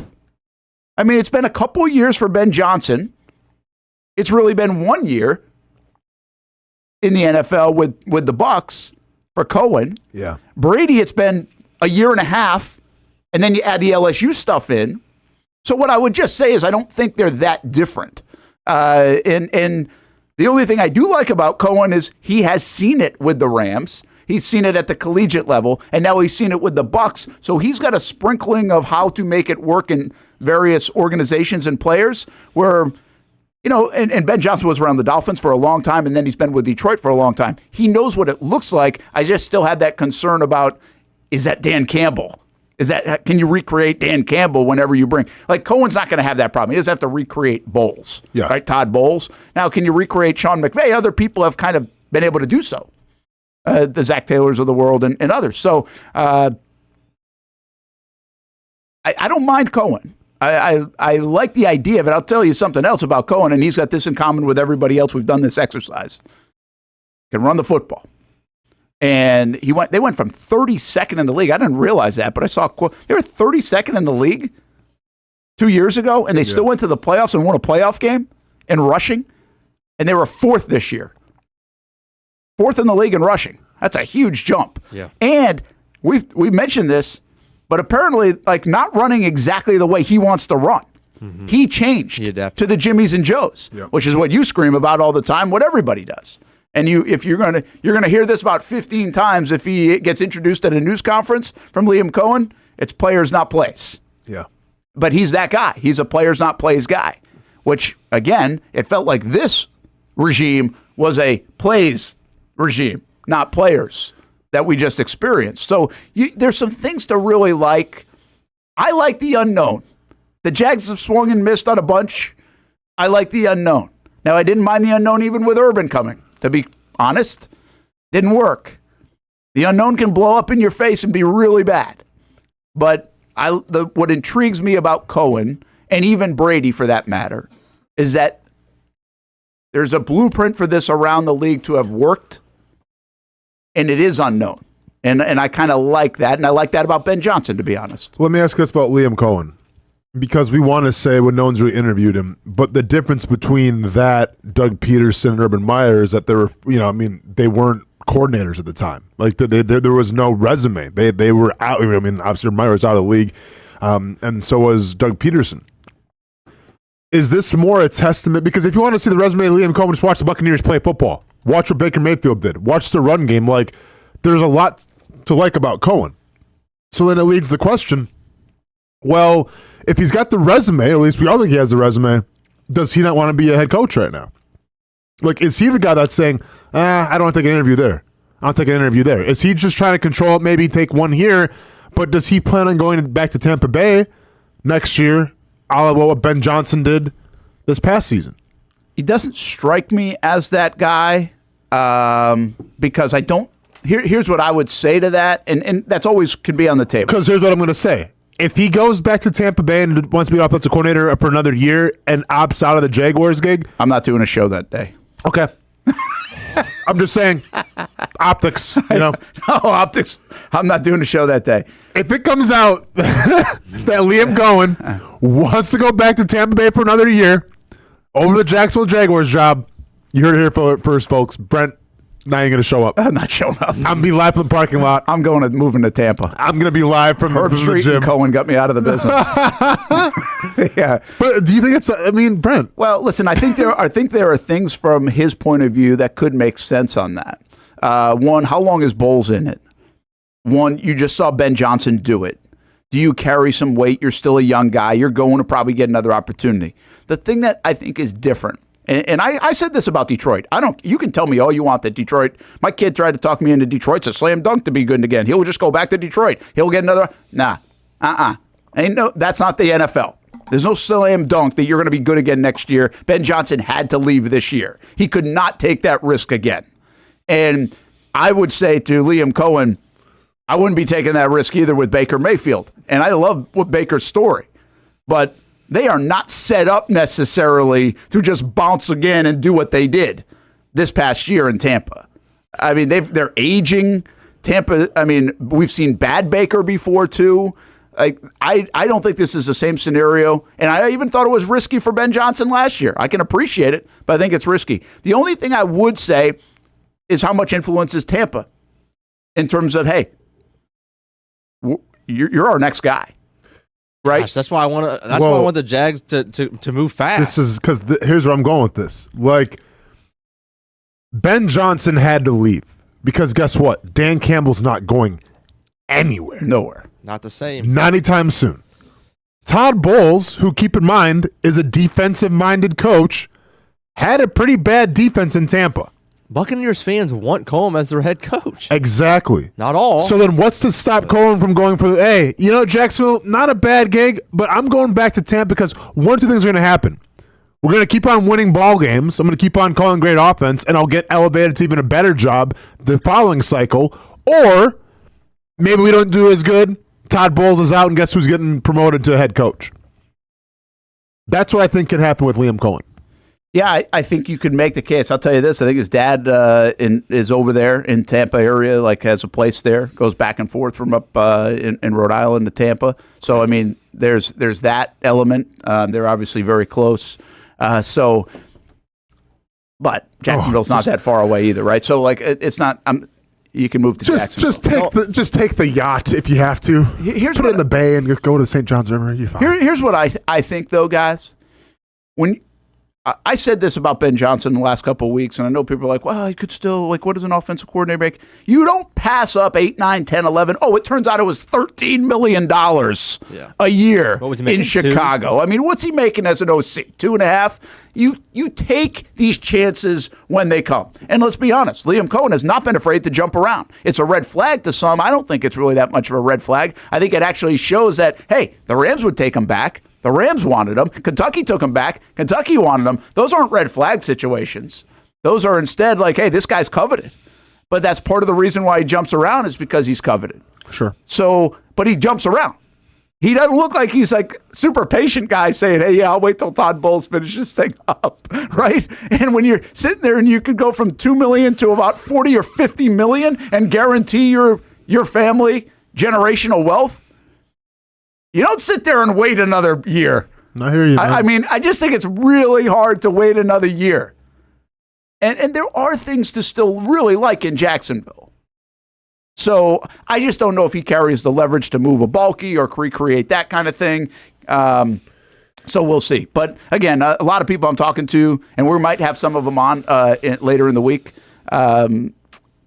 I mean, they think this guy from the jump was meant to be head coach. And I mean, he does have some of the McVay kind of qualities in that sense, the Shanahan kind of qualities where people are like, this dude's going to be good. And that's what people are saying. It kind of looked like it from the outside, and it sounds like it from the inside, from at least some of the folks that I'm talking to that know him ever since he was, a teenager and playing ball. So it's I'm enamored by it because I know all that background stuff. I know. Yeah. I mean, like I think that's fascinating, but I think we should be enamored with it because it does fit in the Ben Johnson and Joe Brady guys. I can get excited about Ben Johnson, Joe Brady, and Liam Coen. Sure. I don't have a problem getting excited about them. Yeah. Now, if you don't get Liam Coen or, Joe Brady for some reason. Well, real quick, can we on Joe Brady? We haven't really talked about this. I don't think it's weird that somebody brought up to me the other day. He's never been on the sideline before. Hey, he's always up in the box. Always, even at LSU. Always. That's interesting. So it's like you're gonna have a head coach who's never been. We asked press about it at the beginning of the year, and Doug and they said they made it seem like it was interchangeable. They could flip the switch like a whatever, and it wouldn't matter, right? That it was press was comfortable either way. Well, it's different if you're a head coach. If you've never been down on the sideline, you're always in the box calling plays versus game management, clock management, all that stuff. Could that be an issue? It's a good call. I think what we do is we fear Hackett. Hackett, I think, was a little bit of both. I remember Hackett down on the sideline, though. But the ability to handle all that is a question mark, right? I mean, can you handle that? And Hackett was a red flag. Now, I think more people have been able to handle that than not handle it. Yeah. Hackett just looked so jarring that he couldn't handle it, right? I mean, it was wow. But it also shows there's a lot going on, and Doug was willing to relinquish it, which shows you that it's a pretty difficult task if you want to do it all. But you've got to surround yourself. What kind of people are around? Any of these first-time guys, they better surround themselves with people who have been through it. And I was talking to one of Maurice Jones-Drew on the show probably tomorrow, and I was just talking to him, and he's a big fan of, and he probably will say this, like, man, you got to surround that quarterback with not only the head coach that thinks offensive, but the QB coach that thinks offensive, maybe even the backup quarterback that can help you out from a veteran standpoint. Like, you're still a young quarterback, even at Trevor Lawrence. He's seen a lot now. You're still a young quarterback, but how do you insulate that guy, and who are the hires just as important as that head coach calling the plays or whatever else? And I agree. I agree with that. Now, I don't know how deep you have to go there, and I thought the Jags did that. Didn't they? I mean, if you really look at Doug, Jim Bob Cooter, Press Taylor, Mike McCoy, they did a pretty good job of that. And then they had Beathard, who'd been around the block. They really did that. And so can he find that? It can't just be Liam Coen and Trevor Lawrence. But, yeah, I mean, listen, Liam Coen now becomes the guy. And he's scheduled to interview tomorrow or Thursday or whatever, but he's the hot guy. Yeah. He's almost like if you swing and miss on Liam Coen, it's going to feel like you lost game number 15. Sure, because at the end of the day, like, the ball's in your court now. Like, nobody else is courting Liam Coen. So hopefully, you can do what you got to do. Because I mean, I would be okay with Liam Coen. I'm not gonna lie. I think that would be a pretty good get. And I think if you don't get him, and he chooses to go back to Tampa, then guess what? Then we have the new slogan for the 2025 Jacksonville Jaguars. Oh, no. It's going to be, hey, fans, please come back. Please, no, please come back. Please, where are you going? Come on, we got this. Come on. That'll be the slogan. I don't know if this is ever going to now, regardless of who they get, feel good, though. I think Coen makes you feel a little good, Brent. Not obviously, it's not a Ben Johnson. Yeah, there's optics, and I didn't think Aaron Glenn might have been more well received than Liam Coen will be. But I think it's like, all right, you missed out on the guy, but we can settle for this. Yeah, but I don't necessarily think it's just that. I think Liam Coen alone you can get excited about. I'm talking about what a lot of people loved about the Ben Johnson thing is they thought it would restructure the front office and move, at least in some capacity, Trent Baalke. And so there was a double whammy win there for fans, right? And maybe for the organization, quite frankly, what they would do. What does that look like with Liam Coen? Like, are we going to be banging our heads against the wall? Like, you just stuck this guy with Trent Baalke. These are things that we've been screaming about for years not to do, whether it was Baalke or not, like just wedge these guys together. I think that it could be a problem in Chicago with what they just did with Poles and Johnson. I think resetting here in Jacksonville was ultimately the way to go. Restructuring is still on the table. I do think EVP is very much in play here in Jacksonville, or somebody in that something. I don't know. I still don't know if they're going to call it EVP. Maybe it's special assistant to the owner. I have no idea. But I think we are going to get that at some point this cycle. I think that's going to happen. I feel strong about that. Or maybe I just feel like, please make sure that happens. Because it can't just be Baalke and somebody. Yeah. Like, it's got to be bigger than that, beefier than that. But I just don't know if that makes anybody feel better. Still, is my point. Yeah. And I mean, I think we are still so stuck. And I say we, I don't really mean me. I just think the Jags fans are so stuck right now on Baalke. And I think a lot of times this is a Twitter thing. And I mean, people on Twitter say some wild things now. And they get very emotional and it's quick. But it's bigger than that. I talk to a lot of people out, whether it's at ball games or at the store, at the gas station, like people that I don't think are on Twitter. And they're saying the same stuff. Like, the Baalke thing has become such a thing that if he's in the building, it's not good enough for fans right now. So you better add some insulation to at least help feel better. How can you win those people over? What I'm saying is I don't think Liam Coen's enough. Yeah. I think it's got to be somebody else, whether it's a Baselli or somebody else, and maybe it's even a potential restructuring at some point.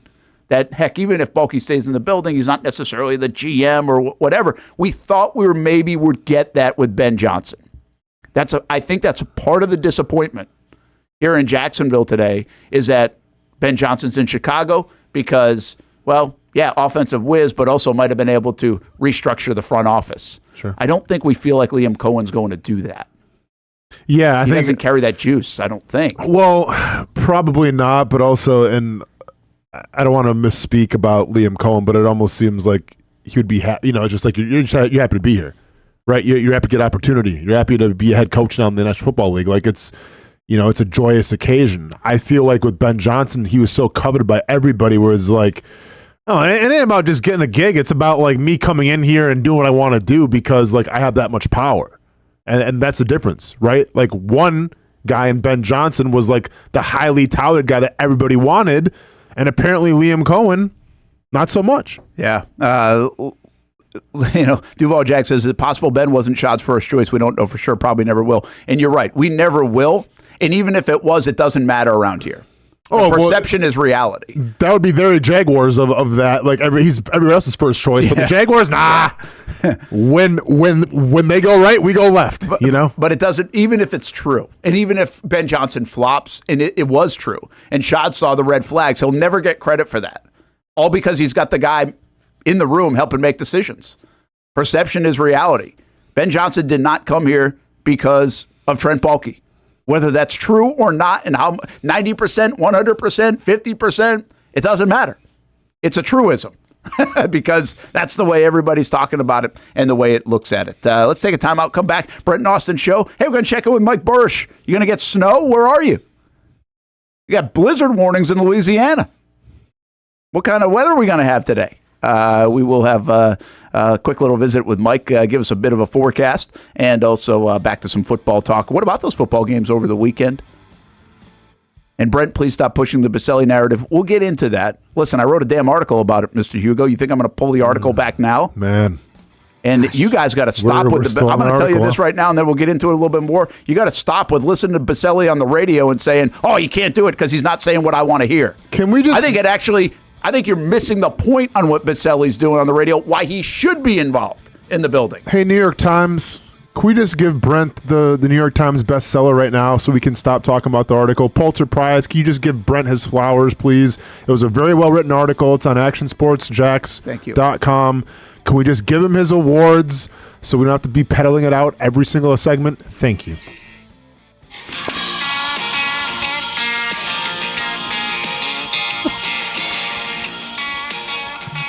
That song's called "Look It Up." I missed the cue on it. I meant to have it ready. Are we still on? Yeah. Okay. Go to break. Hammy. Just go to freaking break. What are we doing? Oh, Brent. He's trying so damn hard to get his song on. Is this the he off missed season? the damn thing. I know. And then he won't punch the break. Bad. Very gloomy day, Jay. If this doesn't match my mood right now with what's going on, I don't know what does. When it comes to trucks, I know exactly what I want. And at Bozard Ford, they make it easy to get exactly that. Let's go make this truck a little more my style. With Bozard Built, I can create my perfect truck right here. Lift kit? Check. Premium wheels? You bet. Advanced lighting package? Oh yeah. The Bozard team works their magic.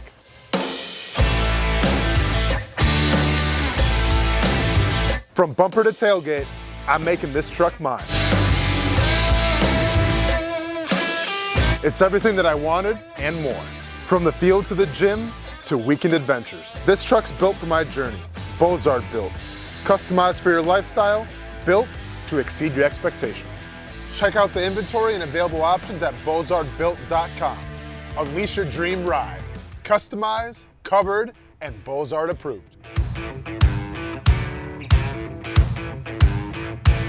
When it's time to get a new car for anyone in your family, just remember, nobody but Nimnick, the #1 Buick GMC dealer in Jacksonville. Get the latest price breaks on 2023 and 2024 models or the newest 2025 vehicles in the showroom on Phillips Highway or shop online at nimnickbuickgmc.com 24 hours a day. GMC Sierras, Yukons, and the redesigned Acadias, or get the all-new redesigned line with Buicks. It's nobody but Nimnick, and part of the reason why is this is a first-class buying experience here at Nimnick Buick GMC. You're not just a customer, you're a friend. This is about getting a vehicle that best fits you and getting you on the road, and also helping you and your family down the road. Nimnick has a treating you right guarantee, courtesy, respect, fairness. And most Buicks, GMCs, and Jacksonville's only Car Bravo dealer, nobody but Nimnick. Who has put in the most years and stands behind a better experience? Nobody but Nimnick. GMC, we are professional grade.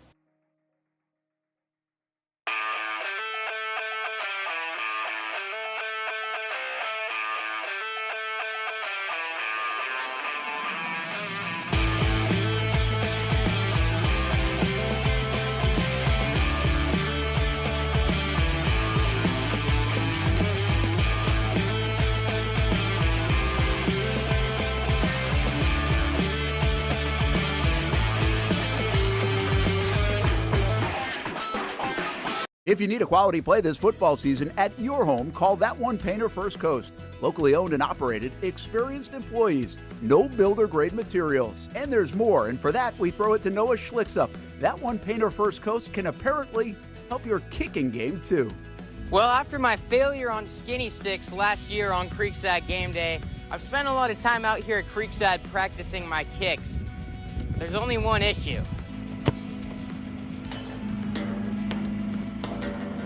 How is that even possible? The good news is I know exactly who can help. That One Painter can handle all your painting needs, from field goal posts to cabinets to stucco. They got you covered. Though they may not be able to help with my kicking, they can certainly help with the posts. Call That One Painter First Coast today for all your painting needs at 904-495-1373.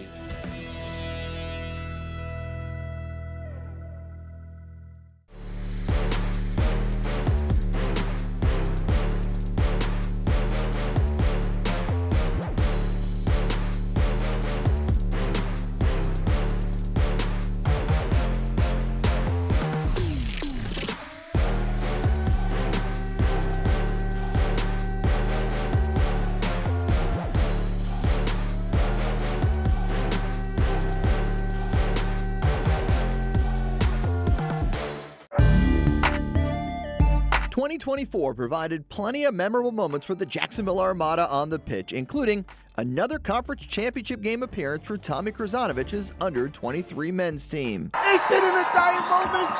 Debuting this year for the first time, the girls in blue, as the Armada fielded a women's under-23 side in the WPSL and made its presence known with some highlight moments. Potential goal of the season. Then attention turned to the future. With MLS Next teams representing the Armada badge in 3 age divisions this fall, including an under-19 squad ranking among the best in the state. Those teams are a big focus on Fleet and Footy, covering the big soccer stories each week on the Action Sports Jax 24/7 network. I'll put one in the back of the net for you. Join us for player profiles, fun interviews, and the very latest on the Fleet and all things footy. That's every Thursday at 2 p.m. Welcome back to the Brent and Austin Show, streaming on the Action Sports Jax 24/7 network.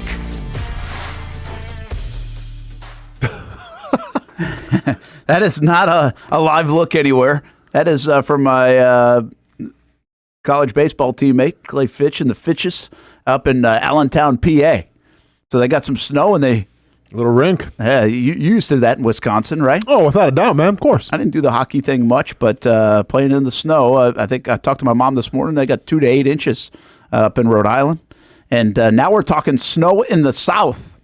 But a little unfortunate, we're not talking snow here in Jacksonville. One of those weird weather times. You ever been around here when it's never snowed, hasn't so it? I think our second year here, maybe 09 or 10, I can't remember which one, we had a few flakes. Okay. Even in St. Johns County, we saw flakes. Now, it didn't make it to the ground. So see, it doesn't really count though, Brian. No, it doesn't. No. You got some of the characteristics, but we haven't had a trace of snow, and Mike Burr's going to tell us this in a minute, since 1989. Dang, okay. I think that was when the last time it snowed in Jacksonville. And that's what you got to do to measure up. You have to have a trace, I think. Yeah. At the very least. But we were going to get some, like out in Tallahassee and other places. Where's Mike Burrish driving to? Hey guys, I'm actually coming back to Jacksonville because, if it's not a hurricane, it's a snowstorm. So I'm driving back from a long, wonderful weekend in the mountains of North Carolina where it was 10 degrees this morning, and headed on I-26 soon to I-95, and I'll be on the road early tomorrow morning, probably near the Florida-Georgia border, to bring live updates on the 2025 Arctic Blast. Yeah, how unique is this? Well, it's very unique, no doubt. The last measurable snow in the viewing area, and realize our viewing area extends north to Waycross, Georgia, and of course south all the way past St. Augustine. But the last time we had anything measurable was just about 7 years to the date, 2018. That one was early January, but that didn't bring anything to Duval County. The last time Duval County had measurable ice or snow, you have to go back to the big Christmas storm of 1989, and that's what everybody refers to that's lived here a long time will say, way back in 1989 we had our first and only white Christmas. Well, this is going to be a new measuring stick, I suspect, and I'll tell you what, it's looking like snow may stick in western Duval at least, and we're probably getting sleet and freezing rain, maybe mixed with some snow, all the way to the beaches in Duval. The last 12 to 24 hours or so.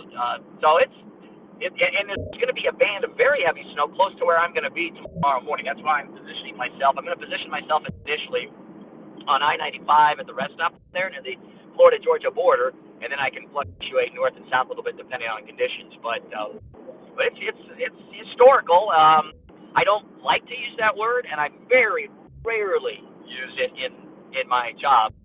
But this will be one to be remembered. Hey, Mike, so I'm going to be going down to South Florida, kind of by Miami area tomorrow. And I obviously, I had to do some Google and check out what the weather's going to be like there. And pretty balmy, looking about 65 to 70. It seems like it's the only spot in this country that's not going to get affected by the Arctic blast. Like, why is that? Because even like Texas, I have family in Texas right now, and they're getting hit hard. Why is like Miami and like Southern Florida just kind of like their own little thing?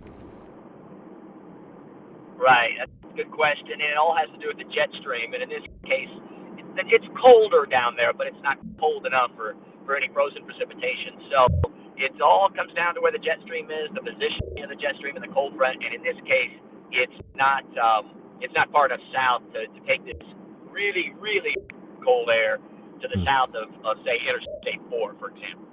We have someone in the chat, Rude Dog 1347 says we're supposed to get 2 to 4 inches in Pensacola. So, I mean, where are you going to get Is that the most accumulation you'll get? Tallahassee, can they get some? Pensacola, the Panhandle, is that where you'll see the most? Yeah, we're looking at least 3 to 5 inches in the Panhandle. Wow. Wow.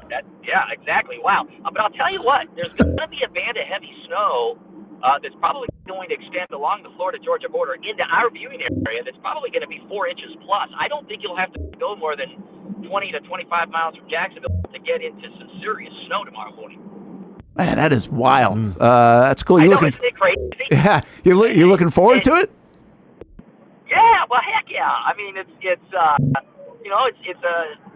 rare, and yeah, I'm looking forward to it. And the cool thing about it, here, it's going to be warm before we know it. In fact, there's the indications that by the end of January, we may be pushing at least the 70s, if not 80 degrees. It's going to be a complete weather pattern change, which is one of the reasons I'm fascinated by my job and what happens, because it's always so changeable and different. But yeah, I'm looking forward to it, and it's not going to be around for long. It'll be melting tomorrow afternoon for the most part, except for the spots that get the heaviest. It'll be around a little longer, so you don't have to shovel it per se unless you really want to. I do have a shovel left from my days up north, by the way, which I'll probably bring along tomorrow morning just for kicks and giggles. But yeah, I'm looking forward to it, and I'll tell you what, for people that think they're going to just cruise on up to some snow, you better think twice if you've never driven in snow, because it won't be easy to get around. And I suspect a lot of things are going to be closed, businesses, and probably for a while, highways and interstates, if for no other reason, out of an abundance of caution, quote unquote.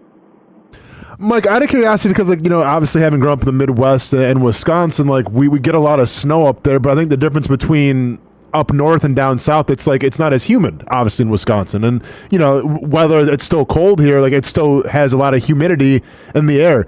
Does humidity have any effect in terms of, what the snow will do or, what it will look like?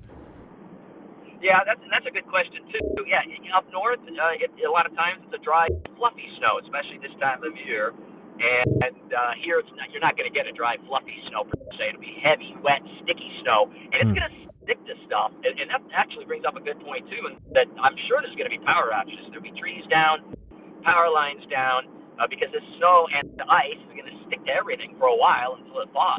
So yeah, temperature has a lot to do with the humidity. It will be a wet, sticky snow. It'll be that kind of thing that flocks the tree. It'll be stunningly beautiful.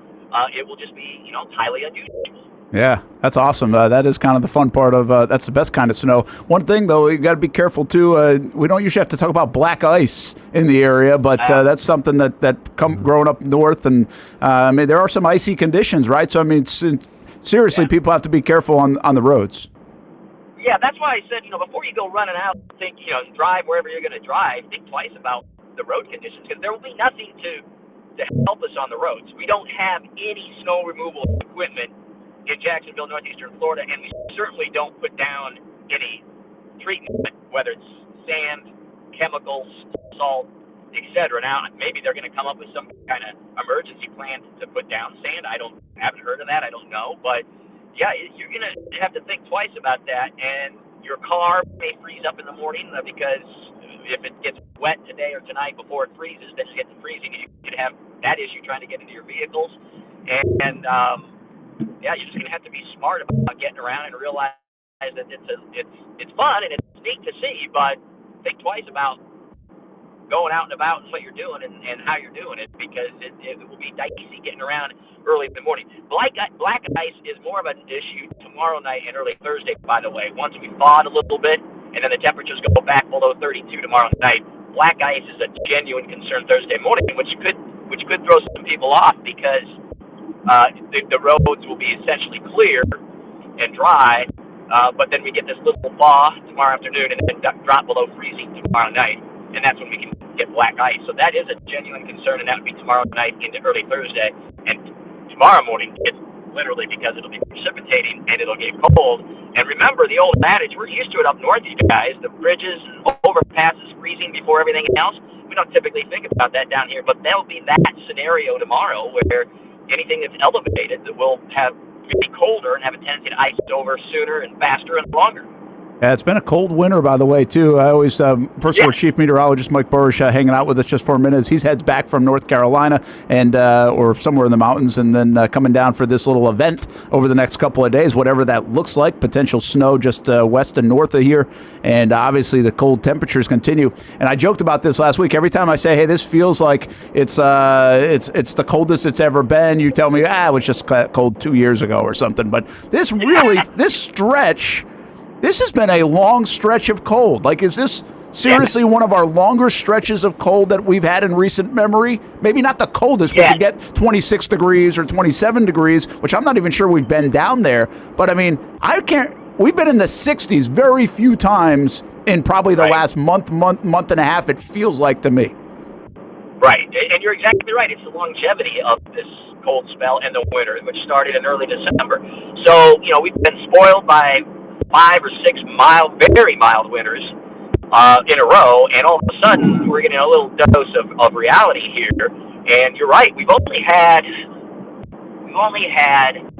4 days at or above average all month long so far in Jacksonville, and several of those were right at average, so they were still cool days. So it has been a very cold month and winter, and by our standards especially. So, no, you're right on, and I'm glad. Brent Martineau, I shouldn't be surprised, but I'm still proud of you pointing out that I'll rarely say, have we never seen this before, et cetera, because I preach that in the newsroom all the time. And here's the sports guys got it down. So, well done. I appreciate it. Mike Burrish, thanks for jumping on, man. It's going to be kind of fun. We'll be watching CBS 47 and Fox 30. Drive safe getting back down here. Sounds good. Thanks, you guys. Take care. All right. That's Mike Burrish, First Alert Chief Meteorologist. Always fun. He loves talking sports, but we love talking weather. I'm a weather guy at heart, man. I love the weather stuff, and it's pretty wild. I think it's crazy. I kind of like the cooler temps. Yeah. You almost want. I've caught myself a couple of times, like, man, you just drive up for an hour, like up to Waycross or wherever it might be, and go see it, because it seems like an abnormality, and I'm like, I've seen plenty of damn snow in my life. What the hell am I doing that for? I got a flag football game scheduled for 9 o'clock tomorrow night. Ooh, have fun with that one. I'll just watch it on TV on CBS 47 and Fox 30.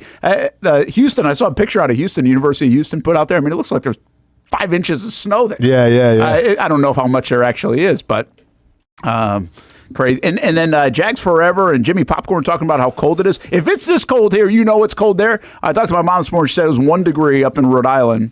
And Steph's brother said school got canceled in Ohio because of the temperatures. Yeah. Not because of snow, but because it's so cold. Like same thing. I think they're going to be like -5 or -8 real temp in the next day or two. So we're at minus 17 right now in Iola. I'm sorry, never mind. I got a little more balmy. It's minus 12 without the wind chill. Really? You put the wind chill up there, we are talking minus 21. Wow. Feels like. Hamby, you've never been in that kind of cold, right? Oh, dude, I've been snowboarding in that cold. That kind of cold. The test of how cold it is your nose hairs freeze. Yeah. But to be fair, though, I always say, like, if it's under 0, like, it's the same. It feels the same. I mean, like, it's got different effects on your skin. The wind will get you. Yeah. But Hamby, you gonna switch to a power run team for that flag football? What are we talking about here? What we're gonna do? Good luck with that, man. The folks we got in North Carolina, by the way. Shout out to Murphy and Hickory in Western North Carolina today. Hamby, by the way, if you need like another wide receiver, I got you, man. Because my son had his first game this past Saturday. Bro, actually, put on a show. It went pretty good, Brent. Yeah? 2 touchdowns. All right, 2 touchdowns. Fantasy that thing up, and then he had a quarterback sack as well. Yeah. It's amazing how many of you folks listen from out of town. I mean, you're at Killer Tofu's in Atlanta. We got to do a roll call again. Got to do a winter roll call coming up soon. So we would love to do that. All right, real quick thought on Kirk Herbstreit. Did you hear it? I got it. You got it? You were not bothered by Kirk? Did you see it? No, man. Yeah, you don't care. You're not a broadcaster, though. Like, you don't grow up in this business. I guess not. Let's hear it, though. It's a business thing. Okay. I wonder if Hamby's. It's like I don't come from the I hate Kirk Herbstreit standpoint. I know Florida State fans do. I know people like my wife. Like him. My wife actually she's a Herbstreit fan. She's from Columbus, they don't love the Buckeyes though. Her family, they love the Irish. Yeah. And so she's like in the camp of why is he allowed to call the game? He's a Buckeye. It sounds like he's a Buckeye. And I'm not like that. I'm a neutral guy, and I think he does a good job in that respect. Yeah. I really do. Now his kid plays, I think. They were at Clemson, I thought his kid was, or one of them. And now I think he's at Ohio State. The other one's actually going to Michigan. Mm-hmm. I didn't know that. That's crazy. He's going to go to Michigan. I think he's the high recruited one, too. Yes. And so, again, I think Kirk does a lot. I mean, Kirk Herbstreit, I love him in Corso's relationship, all this stuff. So I'm not a negative Herbstreit guy. Yeah. Like, I entered the dog thing that was wild. Was wild, right? Yeah. Yeah. So, and again, I kind of get that one. Like, I get that. Do you? Well, the emotion that he had. Oh, yeah. And stuff when he lost his dog. I mean, I lost my dog and nobody cared about it. But I know. I mean, listen, some of that. I mean, he's still alive. I just lost him in the divorce. But it's all good, though. Yeah, but nobody cared. But no, but it took on a life of its own, though. Like, everybody was tweeting about it and everything. And then he got emotional. Like, that was one thing to be emotional on set. And Ohio State wins, and this is like 10 minutes after the game. Here's Herbstreit. Kirk Herbstreit join us now, and men, this story can now be told, right? You guys heard it. Holly asked him about it. We've all heard Ryan Day say the story can only be told if we win tonight. Herbie, I'll let you start as a guy grew up there and wore the uniform. What's the story of this team? Oh, don't start with me, man. I'm a little emotional. I'm just fired up for these guys. It's when I call these games, I'm incredibly objective, and I love all these Ohio State teams, but this team, because of what they went through to get to this point, you're just happy, And then he grabbed tissue right after that. He actually went and grabbed tissue. Actually, on like, did he know he was going to do it? Or Fowler sounded sick, so maybe they had some tissues anyway. Unbelievable. Where do you strike me as the guy that Hamby that is not a huge Herbstreit guy to begin with, maybe? I don't mind him. Okay. All right, so I am surprised by that, too. Yeah, me too. I thought maybe he'd get him, but he's not a Florida State. Florida State fans obviously despise. Listen, the vitriol, we're seeing it with the Baalke here in town. These guys get way more than they should. Herbstreit got a ton of it over the last year. Yeah. He actually tried to combat it. He took offense to it. He saw probably too much of it. Like, you got to ignore some of that. I mean, shoot, I had people telling me stuff yesterday just based on a tweet or two about Ben Johnson. And you're just like, no, it wasn't necessarily the volume that these guys get. But the bottom line is, like, if you were watching that and you didn't know anything, you're like, wow, what did they overcome? What's the adversity that they overcame? And you're like, oh, well, they lost to Michigan. Like, what? Whoa. Like, that's what he's talking. Now, listen, losing to Michigan's a big deal. Okay. There's more to it than that. And then this is what... Yeah. You obviously didn't read the articles before the game about what Ryan Day and those players had to go through after that Michigan loss. And this is why I don't really care about Kirk Herbstreit's reaction. First of all, I love Charles Barkley. I think he's one of the best in the game. We never have any problems when he wants to talk about Auburn during the NCAA tournament because it's in a comedic element, right? Like he wants to poke fun because they're not doing good, or he wants to like praise them and say they're going all the way. Like, this isn't the first time that an announcer or a color commentator, whatever the case may be, has brought up his love for university. Oh, yeah. So that doesn't bother me. And listen, as a kid who grew up in Wisconsin, like, yeah, it's Minnesota, we hate them. Oh, it's Chicago, we hate them. I didn't really know what the Michigan-Ohio State rivalry, I mean, I knew it was big. But then, like, when one of my best friends is a diehard Michigan fan. When I say diehard, I mean he's in every single message board. He's doing all that stuff. And to had him really explain to me what the rivalry is, it's beyond sports. And it's beyond sports when I say, like, Ryan Day and his family received not just one, not just a bunch of death threats.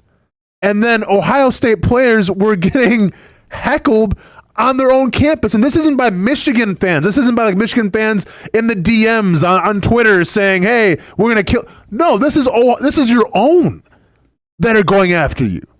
Right? So then all of a sudden it becomes a little more than just sports. Now it's becoming real life a little bit. And I think what you saw from Kirk Herbstreit, who, by the way, is best friends with Ryan Day, you saw an emotional human moment because he knows that it wasn't just about a football game. It was about overcoming death threats, overcoming students making fun of your players on campus. I get it. And listen, I don't even like Ryan Day, and I don't like Ohio State. And I was cheering for Notre Dame last night. But I'm not mad because for one moment, Kirk Herbstreit had a human moment where, guess what? He was happy for his university that he played at number 1, but happy for his friend Ryan Day, number 2, who overcame all those death threats. I don't see it's a big deal. Yeah, that's good. That's a good perspective. I think from a broadcasting point of view, I mean, we've got people that talk about actual death like every day and destruction and tragedies and things like that. And I'm not telling you what they have to go through is right in terms of Ryan. We know sports gets way out. It's crazy, right? I mean, all you got to do is think of Bartman in Chicago. Like we have examples of the craziness of sport. We absolutely do. But we also have examples of professional broadcasting. And I mean, at the highest of levels. And I was floored by it. And I was just like, this is not, I mean, maybe if you're that close to it, maybe you shouldn't call the game. Yeah. If you're that close to it, you shouldn't call the game. Like I maybe you just shouldn't. And I've never been in that camp. Like I'm fine with Herbstreit calling the game. But did the bias come through at all during the game? I didn't feel like it did. I think other people maybe thought. The bias came through after the game was over. When it was the post game. When they had already won.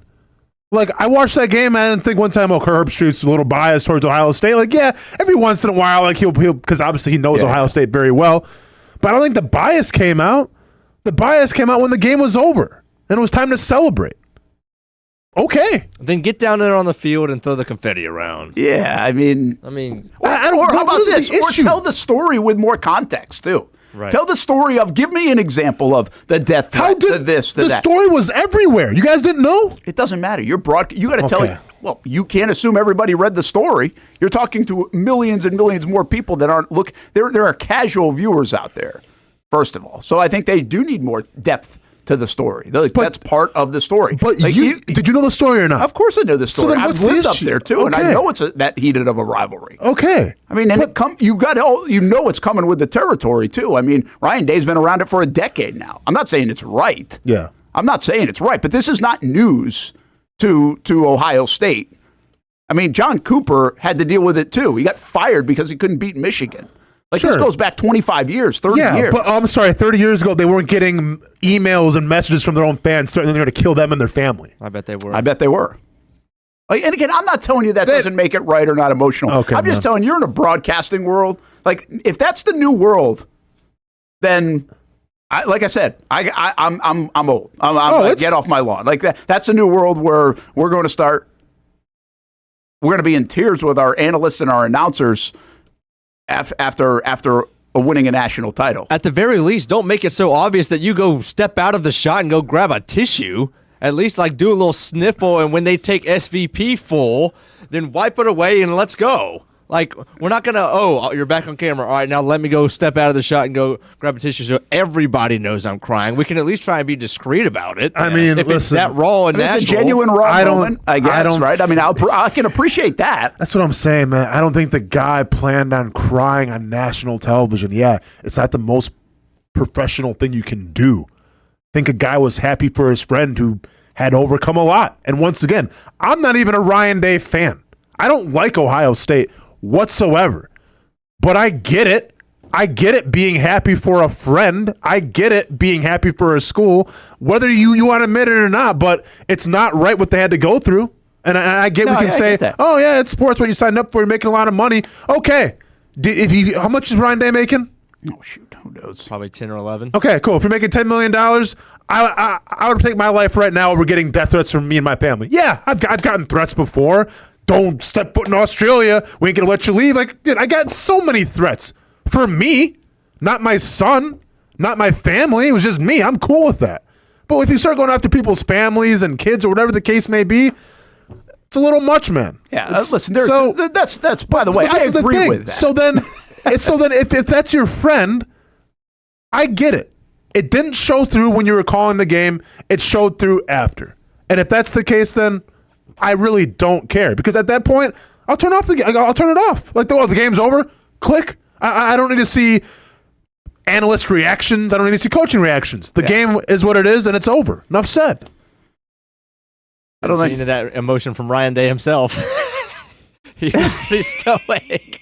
Yeah, that's true. You didn't see it. Holly, first question after. That's the thing. Like the first question, you would think, "Oh my gosh, you've overcome so much, and you're now a national champion for the first time. How are you feeling?"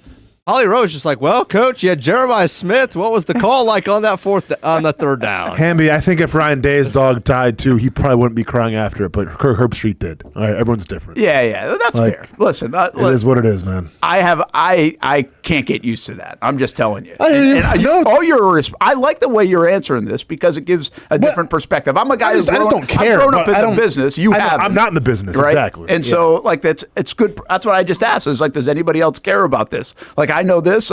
The folks in our department, like, we're bothered by it. It's a bother. It's like, this is weird. It's like, it's too much. It's this. There's real life stuff out here too, and there's real life stuff there. But at the end of the day, you're crying after a football game, like in the booth. If you were doing the Utah story, that team that Devin Lloyd played on, where they had players get killed. Yeah. And they come back and they like, or even if you're doing the game and that hits you in a certain place because of like some of that, like that's, I kind of get that a little bit. Like I think it was, and I love Marty Smith. Marty Smith was doing a story and he actually broke down. He was doing a story on the young man that got killed in the New Orleans tragedy. Yeah. Right. Mm-hmm. And, because you get to go know the family and stuff like that. And he had trouble like getting the words out. I mean, maybe we're just seeing it more.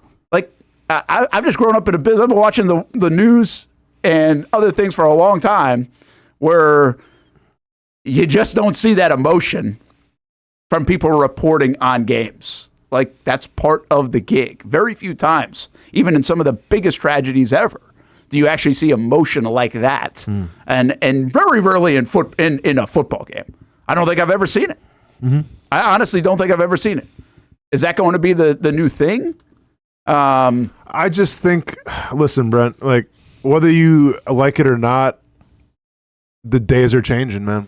Oh, they are, like, yeah. We celebrate Tony Romo now, not because he's so professional, but because it's like you can have a beer with the guy. So I think people do enjoy it. And once again, maybe Herbstreit was pushing it too far, but I think people do enjoy the human element of it a little more and the emotional element, as opposed to just hearing the status quo, just, call it black and white, and that's what it is. I think there's more to sports now, and I think College Game Day, what you watch, which features more cursing and more like everything. It's changing, yeah. Everything's changing. It's all changing. And like, we see a world, like, we're even bothered by the fact, like, you see this, if you listen to ESPN, they're like, hey, great job. You did a great job with that report. You did a great job with this report. It's like, dude, you did your job. Like, I mean, we saw that with Laura Rutledge out of the New Orleans stuff. I mean, it's like, okay, like, we don't have to celebrate every report done at the national level by every reporter. Mm-hmm. It is your job, and you're getting paid handsomely to do it. Like, that's just me, and maybe that's too hardcore, but it's like, really? Yeah. Hey, we it's one thing to say, hey, thanks, good work, blah, blah, blah. And the over-the-top stuff of this celebrating like a report is wild to me right now. And ESPN's as guilty as charged. I mean, you can see it all the time when they do the handoffs between Van Pelt's great. But with Joe Buck and Aikman, and it's like, thanks for your time. It's like, no, they made you do the damn thing. Yeah. Like, they made you do this. Like, that's why you're getting paid $15 million a year. Yet ESPN's making this very common to be, hey, great job, way to do the job. You did that report so well. It's like, way to do your job. Get a good check at the end of the month for it. So Hamby, let's go to break. And when we come back, I'll pat you on the back for if we get through the whole 5 minutes on time. Dub. I'm getting old. Hey, I'm getting old. Hampy's had to overcome a lot too on this show. He Brett. has had to All overcome right? a lot. In fact, I might bring tissues to the table. Let's stay with them here. Better not. What a story you are, Hamby. Atlanta. Mercedes. Ohio State national champs. I wondered this realistically. When the Jags win the Super Bowl, am I going to cry on TV? Oh, man. If you do, I'm going to go find you and just you're gonna get slapped. Yeah, because I don't think I will. Brent, you don't think so? No. After all that we've been through. No, I don't think I will. After the Doug Peterson steel cage match and everything? Yeah. Nothing. Oh, wow. I don't think I will, but I mean, like, would that be worth crying over for Jacksonville and everything else? Crying happy tears? Yeah, I would say so. Happy tears. Yeah. They're coming soon. Or not. If you don't see a pit, it ain't legit. When you hear that, you think Bono's Pit Barbecue, a staple in Northeast Florida now for 75 years. A place that feels like home with friendly service, a meeting place for friends, family, or business occasions. On the menu, the corn nuggets are a favorite in our house, but there's something for everyone. Sandwiches, platters, salads, sides, desserts, and family feasts. You see Bono's all over the place in Northeast Florida. You know, there are almost 20 locations in the Jacksonville area now, so stop on by, sit down, and dine in with Bono's. You can also take it to go. There are drive-thrus in many of the locations, and they have delivery options too. Just download the Bono's app to make things easy. I signed up for the loyalty program, and you can too, to get special offers. If Jacksonville is home, few things feel more Jacksonville than Bono's Pit Barbecue. Celebrate 75 years and many more to come. Bono's Pit Barbecue. If you don't see a pit, it ain't legit. For the game day hustle and every day in between. Juggling my show, Jag Social, to going under the Friday night lights and a social life, it's a daily tournament. But this ride, MVP status. The all-new 2024 Lincoln Nautilus isn't just my car, it's my personal locker room, office on the go, and VIP lounge on wheels. Let's talk tech.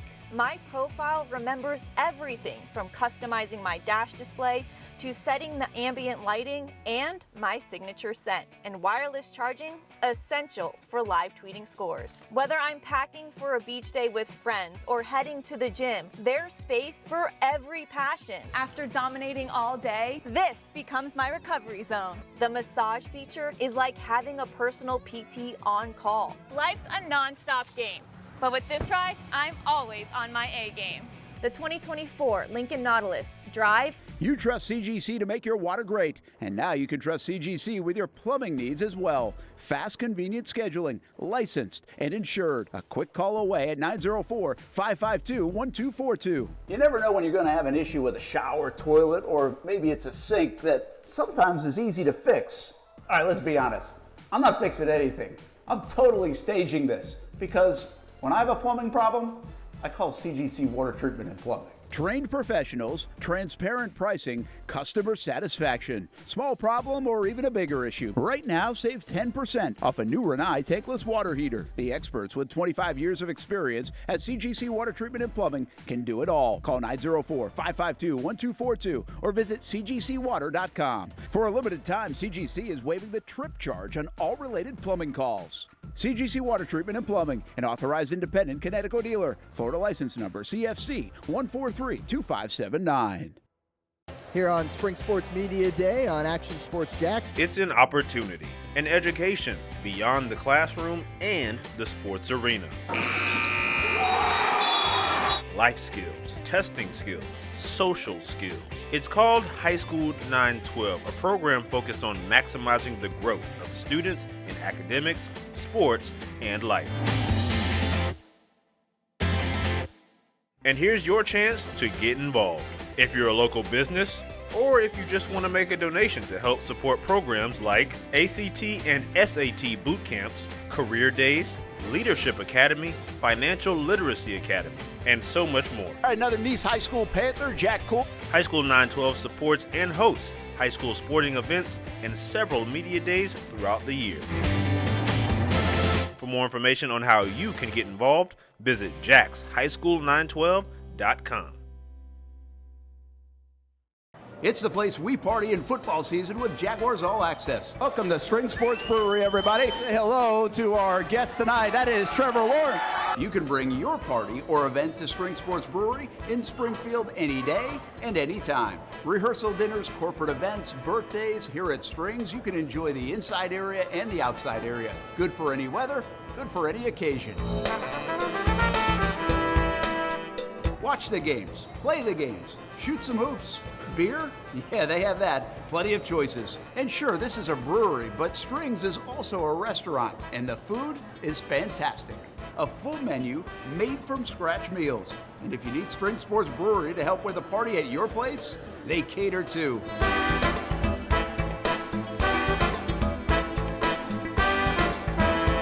Family, beer, food, sports. Spring Sports Brewery in Springfield.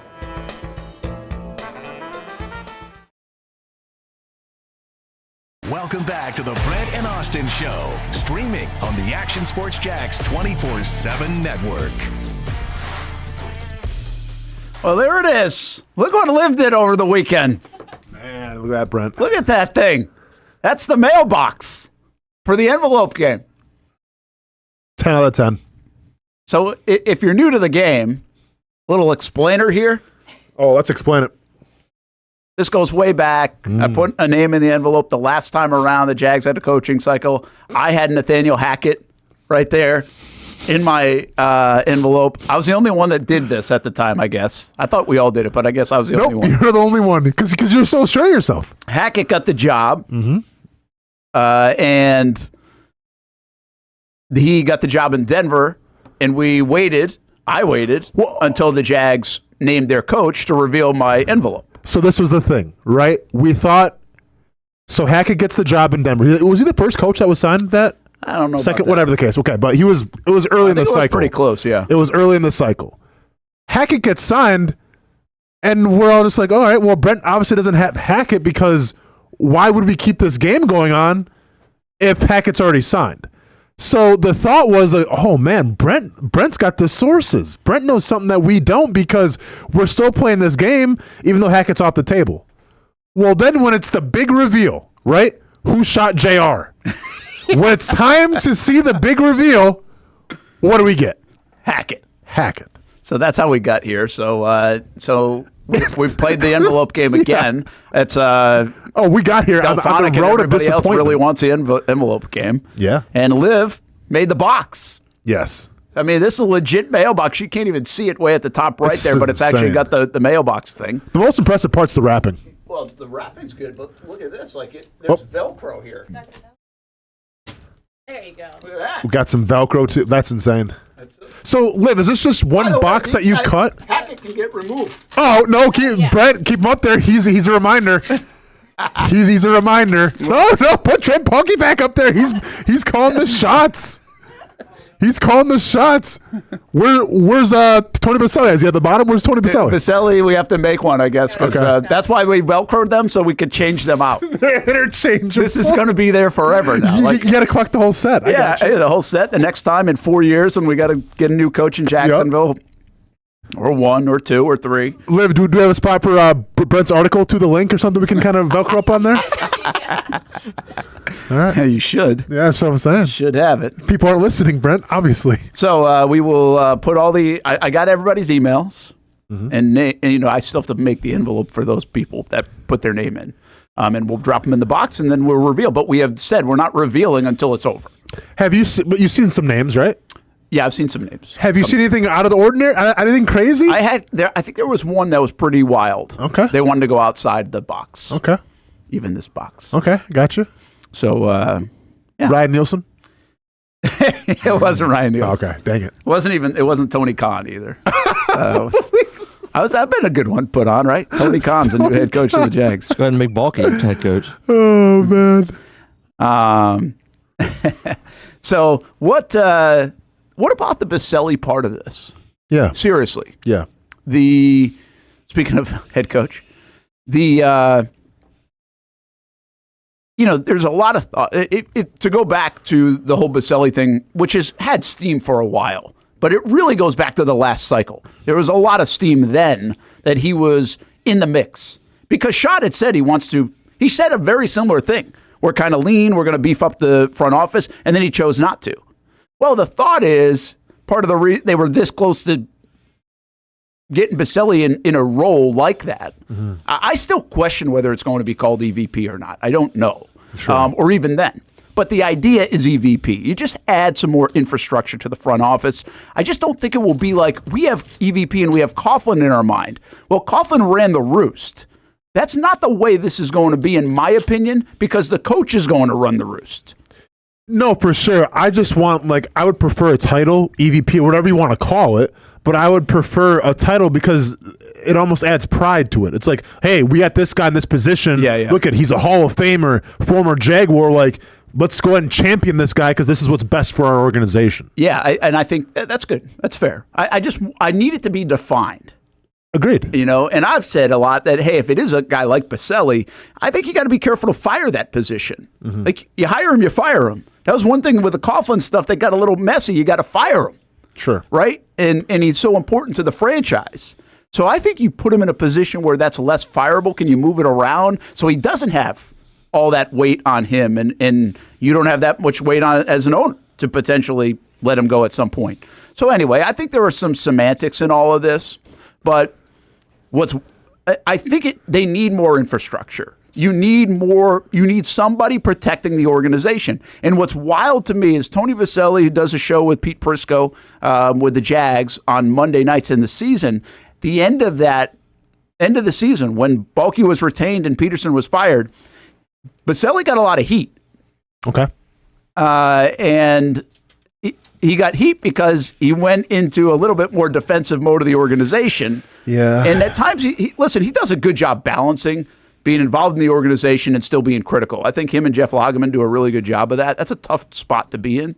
But that Monday, people were a little offended by the fact that he wasn't screaming the same thing everybody else was screaming about the news conference and about Baalke and everything else. Well, I think apparently I didn't hear it, but he went on with Dan today. He joins those guys in the morning as well, and apparently sounded the same way. Okay. In defense of the organization. Sure. And so I think right now fans are almost mad. When I put this out yesterday, I kind of said, all right, stop the bleeding and just name Baselli the EVP. And they were like, why the hell would we want to do that? That was before he even went on this morning. So I guess what I'm saying is now people are mad at Baselli too. The fans are mad at Baselli. It's kind of playing the game, right? But I think the fans are mad at everybody right now. Well, the fans are on edge, and I think they're looking to call anybody out that warrants calling out. And if you don't say exactly what the fans want to hear right now, they're coming after you. Listen, I haven't listened to a lot of the Tony Baselli audio, so I'm just going off kind of basically what you're saying here, Brent. And what it sounds like is obviously this is a guy who I assume wants to get in that role. Right? Who cares about the organization? Exactly, yeah. And maybe, you're changing some of the rhetoric just because that puts you in good graces, and I get it. That's politics, right? That's with anything in terms of like a powerful move. I will say this, though, and I have no issues with Tony Baselli. I mean, the dude's always been super cool to me. Obviously, he means a lot to the organization, first Hall of Famer, all this stuff. I hope, and I'm not saying I wish, but I hope that whatever becomes of this, whether Tony Baselli gets the job or not, I hope he truly speaks his mind of what needs to be done. Because I think Tony Baselli knows a lot more, with all due respect, than Shad Khan or maybe even Trent Baalke in terms of the landscape of things. And Tony Baselli's job, if he does in fact get it, it's not going to be to champion Shad Khan, to put Trent Baalke on a pedestal. Your job, Tony Baselli, is going to be saving Shad Khan and saving Trent Baalke from themselves and telling it like it is. And maybe that's not the most popular decision sometimes. Maybe it's not what they want to hear, but it's what they have to hear. And, Brent, I've made comparisons in the past to how Shad Khan does things with Tony Khan, right, in AEW. And we don't talk a lot of wrestling on this show, but once again, I think it warrants, and I think there are signs that there are some similarities here. And I think with AEW, with what Tony Khan's done, it's the same thing what Shad Khan's doing. It's like, yeah, it helps when you have people that have your back. And you have people that agree with everything that you say. And I don't say that they're afraid to, but it's almost like you hired them to support you, which I get it. If you have the money, if you have the power, that's what anybody wants. They want support. They want to feel like they're doing a good job. But in doing that, sometimes you lose the plot. You lose what the best potential is. And I feel like with AEW, that has happened, where you put people in power that, yeah, maybe they're great wrestlers, maybe they're your friends, but are they telling you the truth? Maybe not. I think ratings and everything would say differently. I think with the Jacksonville Jaguars, yeah, right now it's Shad Khan, it's Trent Baalke, and whoever else maybe we don't know about, Tony Khan, and they're all kind of under the same umbrella. But who's the one that's telling it like it is? Who's the one that's saying, hey, right now the optics, they're not looking so good? Like, it's one thing to lose in the offseason. It's another thing to lose and then have Ben Johnson say, yeah, it wasn't the right setup for me. Right? Let's be honest, Brent. We wouldn't be here right now if Ben Johnson just said, you know what? I think the Chicago job was better. If he would have said, yeah, I took Caleb Williams over Trevor Lawrence, we wouldn't even be like, okay, that's debatable, but I guess Caleb Williams could be better. Like, best of luck to you. But that's not where we're at. Where we're at is they didn't have the structure in place for me to want to come here. And you say things like that, and then that leads to bad optics. That leads to national pundits saying, look at Jacksonville once again, lapping stock in the NFL. You need someone to come in and say, we can't do that. Right? Because right now, I don't think Shad Khan, maybe I don't think Tony Khan, Trent Baalke, I don't think they understand how big of a deal it is, of what it looks like. So in closing, listen, I truly hope, and this is echoing your article, whether it's Tony Baselli or somebody else, I hope somebody gets the job, Brent. Because the biggest thing right now at this franchise is you need someone to come in there and save them from themselves. And whether that's Tony Baselli, whether it's Fred Taylor, I don't know. Pick another player. Brent Martineau. I think he knows what's going on. Whatever the case may be, you need someone to tell it like it is and someone not to just go along and play ball with you. Yeah, well said. Really well said. That's a great 5 minutes there of a lot of what needs to be fixed, quite frankly, in Jacksonville. Now, there's a big question coming out of that. Let's just assume Tony Baselli is that. Will he do that? Will he be the guy? Will he say it how it is? And the reason I say that's more difficult than most people think, it's easy for you to type it right now on YouTube and on Twitter and everywhere else. It's easy for us to sit here on a microphone and say what you want to hear and talk about it and everything else. But I would say this. Would you say the same thing if every day Trent Baalke's sitting here in the studio with us, or Trent Baalke is sitting in the same room as you and you're having coffee with him as you're listening to the show and things aren't going that way? Well, the reason I put it that way is because Tony Khan and Shad Khan are around this guy. They're around him. They see it a little bit different. They have a relationship with him. They're not thinking all the ill will stuff that everybody else is. So they're a bit blinded by some of that at times. And are you willing to tell somebody that, hey, you're not doing the right thing? This doesn't have to be football related. Think about a buddy of yours or whatever else that, hey, cheating on their wife or doing something that you don't like the way they're doing. Are you going to bow up and say something? Or are you like, that's not my business? You know? Yeah. So, like, there are all different examples of this kind of stuff, but are you willing to say it? And I do think Shad is a difficult person to actually sit there and tell the truth to sometimes, because he comes from a position of such power, right? Mm-hmm. And so I don't know if everybody in that building is always willing to say, Shad, look at this, and this. Mm-hmm. Like, you're really smart. You're brilliant. You're a billionaire. You're one of the richest guys in the world. You've done all this, but look at this, and this. Yeah. Who's telling Shad Khan that, to your point? I don't know who's telling Tony that when it comes to the wrestling, but more importantly, who's telling Shad that when it comes to the Jags? And if you put somebody in place to do that or help that, will that person, Tony Baselli, somebody else, do that? That will be part of their job. But what I think people are missing here is that if Tony is right now, and I haven't heard the stuff either, protecting the organization, defending the organization, and if it's driving you nuts because he's not saying what you want to hear and you think he's covering for a Baalke or the organization, I'm telling you, at least that's somebody protecting the organization. They haven't had anybody do that. At least finally somebody is protecting the organization, because since the pandemic, nobody's protected this organization. Nobody. Nobody was saying anything. Urban Meyer wasn't saying anything. The Trent Baalke stuff got out of control because nobody was defending it. Nobody was talking about it. The transparency's bad. The messaging's bad. The people in place aren't ballsy enough to do it. Whatever it is. And at least right now, Tony's a guy, if this is the way it's coming off, that he's willing to piss all of you off to defend the organization. Yeah. Now, he also has to say the right things to Shad as well if he's going to be put in that spot or if Shad asks him for advice, even if he's not in a spot. Like, who is giving that kind of info? The right kind of info, the truth kind of info, the feel. That's really what I've been begging for in Jacksonville now, going all the way back to the pandemic. I think they've lost a lot of that with some of the people that have left the building, some of the power that has existed in the building, and quite frankly, some of the, what I would call just giving into maybe Shad and not having the confidence or the wherewithal to tell him exactly how it is, even if he doesn't like it. Yeah. I know there are folks that have tried to tell him some stuff and they that he didn't like. And so does he not listen? Like, that's a different part of it. Shad still would have to listen. But somebody's got to be able to tell.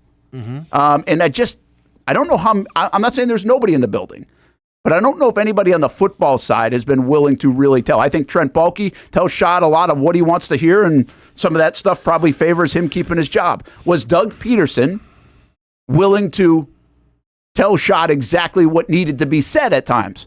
I didn't get the sense he was, because he didn't like to play the political game. Yeah. He wanted more chemistry and symmetry between him and Baalke than splinter it up, which is admirable to a degree, but maybe not what the Jags need. No, for sure. Yeah. So there's a lot here, man. This goes all the way back to the top of the show. Like, this is not just simple, go get Ben Johnson, everything's fixed. Go get rid of Trent Baalke, everything's fixed. No, this is deeper, in my opinion. These are all my opinions. But I've felt this way now for a few years. And that's why I think the Baselli part, he talks to Shad a lot. Or he's talked to Shad a lot over the years. Yeah. Shad has great respect for him. Yeah. And I think he could be that guy that does all the things that we're asking to be done and kind of take this ego check, 30,000-foot view, but still be in the mix. But he's got to be careful to be too close to the mix, because too close to the mix blinds things. Exactly like I just said. If Trent Baalke was sitting here every day on our show, we would probably not say the things that we're saying. I wouldn't? I don't You don't think think I so. would? No, because you'd get perspective from him. You'd be bought into some of the things that he would say, different than being on the outside of it all the time. I think you would be like, well, I get what you're saying there. Or not. Now, you wouldn't believe everything. I'm just saying. No, for sure. I wouldn't believe everything, but then, and you know me, man, I love to argue, right, Brent? So then I would probably start countering stuff. You know, like I wouldn't just be standoffish to be like, you don't know what you're talking about. But I'd be like, here's why I think you're wrong. Here's what I think would be the better. Like, I would have conversations with him. I wouldn't just say, yeah, you know what, now talking to him, it makes a little more sense. Like, no, listen, I don't think there's anything you can tell me right now, the situation through this coaching search, that's going to make sense to me. Maybe some other people, but it doesn't make sense to me. It doesn't make sense to come out and say, yeah, everything's on the table, but we're going to keep Trump. Like, that makes zero sense, because then you lost your message. You lost the vision. And that will never make sense to me. We got somebody in the chat saying Paul Puzzlesny, would he be a good candidate? I think for like that. Listen, I think there's a lot of great candidates out there. Like, I think Puzz knows football, number one. I think Puzz is a no-nonsense guy, number two. And I think Puzz would tell it like it is. I think there's a lot of guys out there that would tell it like it is. The biggest thing is, it's just you need to get those guys in the building that aren't afraid to say what it really is. Yeah. And to echo your point, and I get it. If we had a special of Trent Baalke every single day on the show, yeah, I'm sure the narrative might be a little more different, right? Because we got to see this guy every single day. Yeah. Dude, I mean, I have a lot of energy, but I can only talk so much smack about you to your face before I get kind of bored, right? Like, me and you go back and forth all the time, Brent, and I'm exhausted at the end of the day. So I get what you're saying there, but once again, this isn't about making an owner feel good. It's not about making a GM feel good. This is about the best thing for your franchise, right? And whether you want to call it tough love, whether you want to call it the hard truth, someone's got to step up and say, we can do things better. Yeah, and by the way, Coach Rip, Puzz is tough, but he played tough. He's also like a really good dude. Sure. And so I don't know where that football side crosses over into the, hey, business side and in the office. And he's not going to just rip down a human being because you want it is my point. Now, would he be able to constructively do that is the question. I think that's what I feel. I still say this. Ben Johnson, creative, great. Offense, great. Trevor, great. I think the thing that I was more intrigued by with Ben Johnson here is being able to tell them the truth about the organization. The problem is I don't know if that actually happened. They had one interview with a virtual interview, and they never got to interview 2. Like, interview 2 is where I think you would have, hey, how do you do on interview 1? Virtual, congrats, blah, blah, blah. What do you think? What are your philosophies? Interview 2 would have been like, hey, I've been thinking about this. Now we come back, this is where we need to be better here. Like, did they ever get to that part of it with Ben Johnson telling Shad Khan, this is what it should be like? But listen, I thought he was the guy that could do that. No, I think, but you know what? And maybe they didn't get to that point, but I think him going to Chicago, not getting another second interview with the Jaguars, told Shad Khan all he's got to know. You think so? I would hope so. I mean, Brent. how many times have you said that in the last 4 years now? We still got Baalke in place, man. I mean, listen, I understand, Brent. Listen, like, I understand that Shad Khan may not be the most X's and O's friendly guy there is, but he's not an idiot. He's a very smart and intelligent man. And if Ben Johnson, according to you, and yeah, I like Vrabel, but I knew Vrabel was all but signed, sealed, and delivered to New England. Fell that way. So I get him off the table. But yeah, I wanted Vrabel here.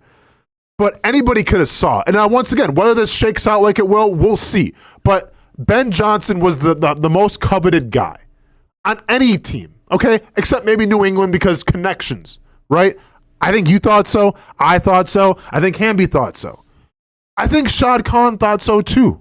Like, I understand that sometimes the organization, for no rhyme or reason, wants to do things the hard way and think outside the box and go left when everybody else goes right, then they go left. I get that.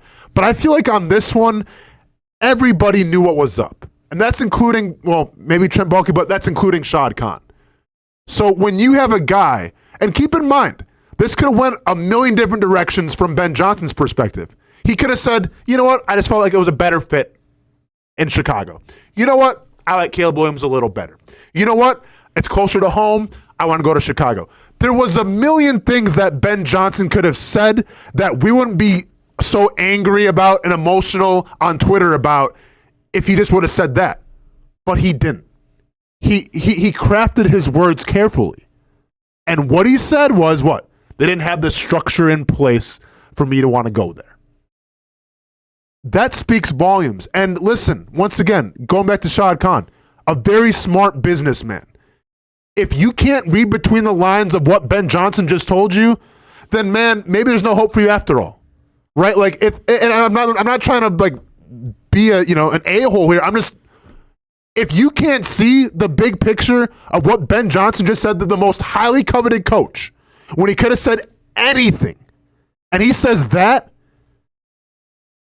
maybe you're not cut for it, Brent. Honestly, like, if that's not your wake up call, then nothing's gonna wake you up, man. Well, I mean, if it's a wake up call, you could still make a move. I mean, the bottom line here is not too late to make a move, and the door is still open to make a move. Yeah. So is he going to? We said the same thing going back in 22. Is he going to get the feedback in the process that says, okay, I get what people are saying? Well, he didn't, or they didn't say it. One of the two, because Baalke was the GM with Doug Peterson. Here we are again. Is he going to get the feedback or the message, or will the Ben Johnson thing or others, Aaron Glenn not coming back for another interview, will that tell the story? Yeah. Will that tell the story that oh, wait a minute. I see what everybody's saying now, right? We didn't hear it as much the first time around. We weren't going to react to the fans, but now I see what everybody's saying. Yeah. And so, I mean, that's to be determined. And how much influence does a potential EVP, but also a potential head coach, have on that?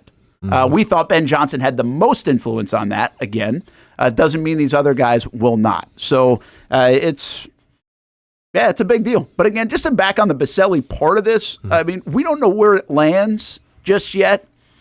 There's a lot of sensible stuff out there that makes sense. But as you guys look at this, as Baselli's selling out, I actually think he's doing exactly what this organization needs in many respects. He is defending the This organization needs a defender. There's plenty of people ripping apart the organization. We do it for 3 hours a day. Yeah. Twitter does it. Other stations do it. Other people. Like, there are not a lot of people defending the organization. And so I actually think the way Baselli's doing it might help. Now, you still got to combat that with the truth to the owner and everything that's going on and relay that. You can't just fall in line. And again, this is just assuming that maybe he would get the gig. You can't fall in line. This is not a fall in line gig. I did not write that article to fall in line. I wrote the article, find somebody that can tell the truth and defend the organization. Dude had a picture that said the Jaguars suck for that. I don't think you're falling in line, Brent. I think you're kind of line stepping. Like you're taking the opposite side, which is great. Because you're not necessarily like, you're not schmoozing with the organization. I'm not saying you're going against the organization, but you're telling it like it is. Well, we're trying to help them. Yeah. I mean, listen, the only thing we can do, somebody just said, hey, sell this to Shad. We can't do that.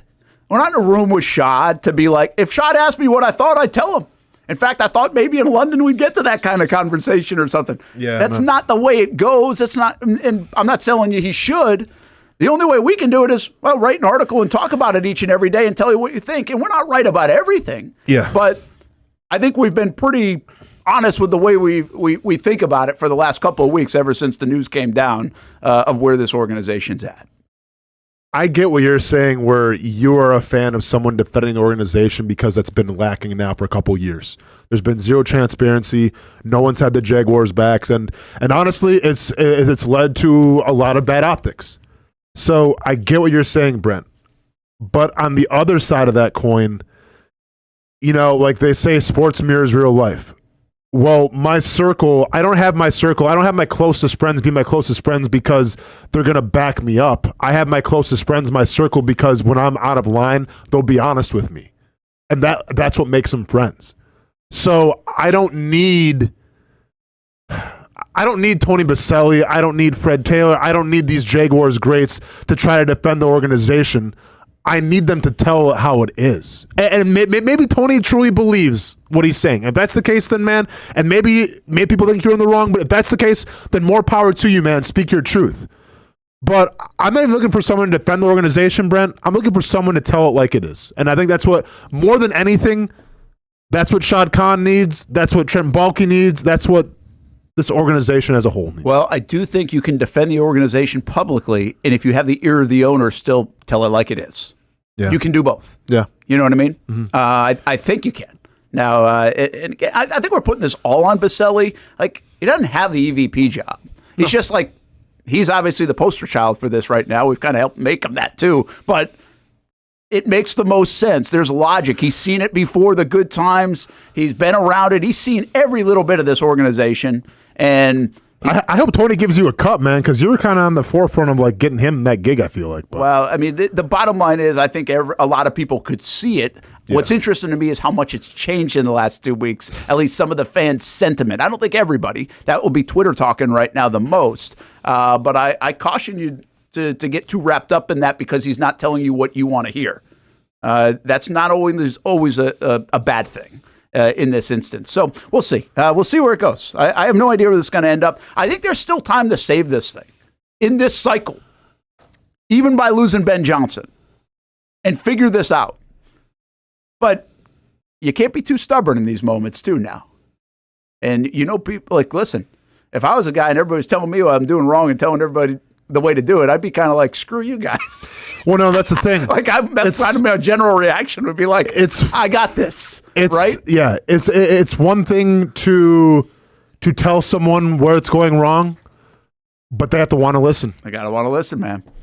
They got to want to listen. And it's pretty clear right now they're not. Shad Khan's not listening to the overall public. Where's my emotional support dog? Liv, get it back in here. What's this, Ben Johnson walking into Chicago? Yep. Can it be? Feel better? Aspen! They never met him before. Now they met him. Get me the dog now, please! That's exactly what happens when Trent Baalke walks into the Miller Electric Center. Liv! Where's the dog? We'll be right back. Oh. burgers, or breakfast. You can get it all at Whataburger. Try something new on the menu or an all-time favorite like the Whataburger Patty Melt. And now you can have breakfast here at Whataburger 12 hours a day, 11 p.m. until 11 a.m. Menu items like the bacon taquito, sausage taquito, honey butter chicken biscuit. Whether you work the late night shift, just want a snack early in the morning to get your day started, or a little pick-me-up late in the morning, 12 hours a day, breakfast served, 11 p.m. until 11 a.m. A dozen locations in Jacksonville. You can order pickup or delivery and download the Whataburger app. New rewards members get free Whataburger items when placing their first online order. Just download the app. And for us coffee drinkers, Whataburger has all new hot coffee and iced coffee too. Satisfy that coffee craving at Whataburger 24/7, and it comes in a variety of flavors. Burgers, breakfast, coffee, and so much more. Whataburger, just like you like it.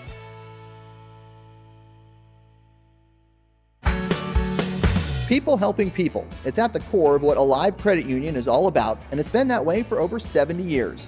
From the start in 1954 to today, the mission remains to inspire financial wellness and give you a financially fit lifestyle. Alive Credit Union and its employees are committed to not only serving their valued members, but also our community here in Northeast Florida. I had a chance to see that commitment firsthand as Alive partnered with our Action Sports Jacks 24/7 team to bring you Armada men's and women's soccer broadcasts. Inside the 18, it is a shot, and it's a goal! Chloe Chivers! And that connection to the community continues with Alive Credit Union's support of the Police Athletic League of Jacksonville. Alive Credit Union's commitment to our community also involves serving the financial needs of all first responders through the recent merger partnership with City and Police Federal Credit Union. Join the community and become a member of Alive Credit Union today. Find out the many ways you can be inspired in financial wellness at alivecu.coop. I've been telling you about CGC Water Treatment and Plumbing for a long time now. Their drinking water systems remove up to 99% of contaminants. We've had a Connecticut water softener and drinking water system in our home for more than 7 years. You can see the difference whether you're washing clothes, the dishes, or what I like to do most, fill this up for some coffee every morning, and mostly all day. Remember, if you're not filtering your water, you are the filter. Don't be the filter. Right now, save $1,000 or more when you bundle a Connecticut Premier Softener with a Connecticut K5 drinking water system. The experts at CGC Water Treatment and Plumbing will test your water for free and determine your water score. Don't know your water score? CGC will find out and recommend the appropriate Connecticut water treatment solutions so you can improve it. Call 904-552-1242 or visit cgcwater.com. Ask about our 90-day love it or leave it guarantee. CGC Water Treatment and Plumbing, an authorized independent Connecticut dealer. Florida license number CFC 1432579. Baker Sports is local sports. Uniforms from Pop Warner and Little League to travel ball, high school, and college. They make you look good. They help you play good. Baker Sports has been helping families make memories that will last a lifetime with their Baker's Buckets. We've got a lot of these filled with baseballs and softballs in the garage. I've been throwing batting practice to Ty and Kaylee for years and also sit on the Baker's Bucket, catching Kaylee while she practices or pitching. Baker Sports is homegrown, and a lot of employees that used to play on local ball fields now work for Baker Sports, now helping you look good, play good, and make memories of your own. Visit bakersport.com to see what Baker Sports can do for you. Custom apparel, Nike, Under Armour, Adidas, embroidery, screen printing, and more. Baker Sports is local sports from Jacksonville to anywhere in the Southeast. bakersport.com.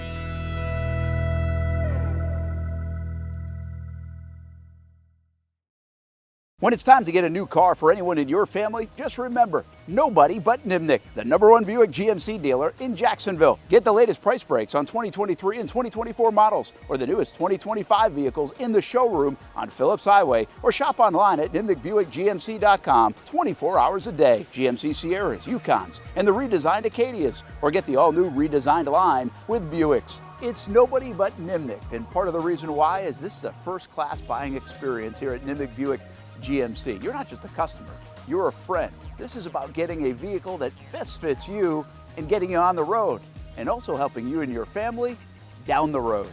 Nimnick has a treating you right guarantee, courtesy, respect, fairness. And most Buicks, GMCs, and Jacksonville's only Car Bravo dealer, nobody but Nimnick. Who has put in the most years and stands behind a better experience? Nobody but Nimnick. GMC. We are professional grade. Welcome back to the Brent and Austin Show, streaming on the Action Sports Jax 24/7 network. A little Riverside and West Side basketball yesterday, Martin Luther King Jr. Day, and honestly, I don't know who won because I wasn't in last night. I was going to try to make it up, but I don't know. Love the honesty, man. You guys used to be like, and it was a great game. It was a great game. Very competitive match. Liv went and got this, but I did not see who won. It's a Gateway Conference, by the way, tournament, so we're at a couple of games, and that continues this week. Basketball season continues. And some great sportsmanship by both teams. So I got to say, Brent. Hey, Riverside, part of the Fortegra Invitational, will continue to show a lot of those games on the Action Sports Jax 24/7 network. Obviously, a little quieter time right now, but replays of the games from the December tournament, if you know family or friends or anybody that played in it, basically each and every day we're showing a different game here or there. And on Saturdays and Sundays, we run them all back pretty much until we create a little more new content here this time of year as we sit and wait for the next head coach of the Jacksonville Jaguars. Brent Martineau, 50-44 win. 50-44 win. All right, nice. There you go. But I'm wondering, they have Tayshaun Gelsey, who's going to Florida State. He was playing hoops, but I would imagine by now, I think he was going to enroll early. Right. So they actually lose a player like that. All these early enrollment stuff. It's crazy. It's just become the norm. It's almost like you have to do it now. 2 semesters, right? To get on campus, which is pretty well. Austin versus Baalke, UFC 420. Was there a good card over the weekend? Yeah, there was a good card. I saw some stuff floating around. Obviously, the NFL playoffs going on. Yeah, there was a good card over the weekend. It's crazy though. So the main event of that said card got changed at the last minute because one of the fighters got back spasms cutting weight. So they had to go with literally the last second a replacement fighter. And this is how it works with big pay-per-views like that. There'll be a guy on standby just in case. And lo and behold, they had to go with the guy on standby. Unfortunately, he didn't, he's from the gym I'm training at, so I'm not going to speak Willie. I mean, to take a fight on a day's notice is ridiculous. But unfortunately, Renato couldn't get the job done against Islam Makhachev, who right now is the pound-for-pound #1 MMA fighter in the world. Yeah, so we got another big one coming up, or are we on a roll here? Or let me. I can kind of look it up a little bit. Sorry, man. I didn't think we're talking UFC today. I was so emotional with Mr. Pico brought it up. So yeah. I can check out. I should probably know this. When are we going to know your fight? It's a great question. Still don't have it. Well, I think we know, but we know. Hey, we've been knowing. I'm just waiting for them to announce it. Yeah. And it's kind of crazy too because once again, I can't really say when it's going to be. Rhymes with Barch, but but I feel like everybody is announced on that card except for me. So I don't know. I don't know if they're trying to make some big review. Brett, maybe I'm giving the Super Bowl treatment. Maybe Kendrick, at halftime is going to announce it or something. Who knows? Big reveal time. Big reveal. But so the next there's a UFC fight night February 1st coming up, but then the big one is going to be February 8th. That's going to be UFC 312 back in Sydney. And that's going to be Dracus du Plessis taking on Sean Strickland. All right. And that'll be the rematch as Du Plessis took the belt off Strickland the first time. All right. I like it. People are not liking our take on the Baselli stuff. I'm getting some information in. Well, my take on the Baselli stuff. What was that, where the mouthpiece? Well, defending? Again, I think what's important to note here, maybe it's just hard to eloquently say it in a tweet, is I think anyway, you can defend the organization and still tell the truth to the people that need to know the truth. You don't need to say it in front of a microphone. Think about your workplace. There are a lot of things that you wouldn't say in front of a microphone that you would then go say to your boss, right, or the employee, or whatever it might be. Yeah. Right. So I think there's a difference there, and maybe that's I'm having a hard time articulating that. And it would be important in this situation to do that. Sure. And I'm not, everybody's saying defend Baalke. I'm not talking about defending Baalke. I'm talking about it's open season on the Jags right now. Yeah. And if I'm going to sit here and argue that 2 months ago that this franchise needs to be defended, the fans in some respect need to be defended, the owner needs to be, all those things have to take place, then well, I think that's what's happening a little bit right now. I think that's what you're getting with Baselli, whether you like it or not. but it doesn't mean he can't sit there and say, here's also what's wrong. He's going to have to be able to do that if he gets put into a role of some sort, or if Shad just wants his opinion. Hopefully he's loud enough to be able to carry some weight in that conversation. No, I hear you, man. But this is kind of going back to what we ended the last break with. Like, I get the whole defending thing because you want to stick up for your team, and that's great. But let's be honest. Tony Baselli's weight carries a lot more than me and you and Hamby combined. No, yeah, it should. Yeah. Right? As it should. He's earned that. He's a Hall of Famer. The first draft pick ever in Jacksonville Jaguars history. He's earned it. But I think you got to remember, like, are we looking for defense? Because, yeah, that's one thing. Or looking for someone to kind of tell it like it is. Yeah. And I think in the hierarchy of needs, like, yeah, it is refreshing to see someone actually, like, stick up for the organization who's kind of been bullied a little bit. But at the same time, like, my opinion is I don't care.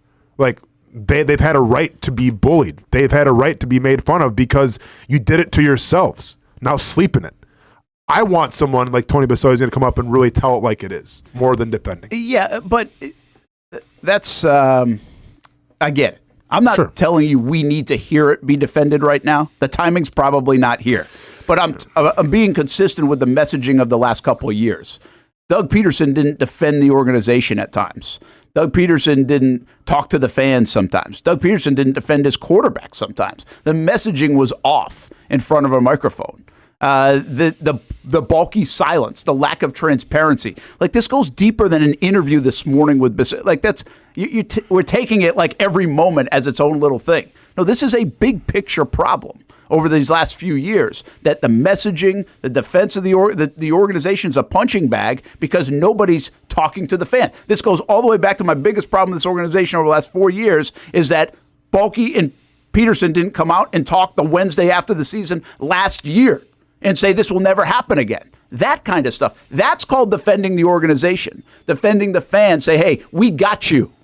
Like, it's a bigger picture thing than him, whatever he said on the radio this morning or even 2 weeks ago to get in that spot where everybody's now hammering him. I mean, to the point where he's literally making up lies, defending Baalke, says Papi Grande.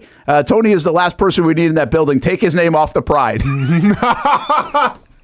I mean, dang, he must. I don't. Again, I didn't hear it. Neither did I. I mean, yeah. The ears are turned up like to a different level right now, and I still think somebody in that kind of position. This is deeper than, again, Ben Johnson or get rid of Baalke. It's deeper than that, and this is why people are pissed off in part because of that. Let's see what else. What else we got here?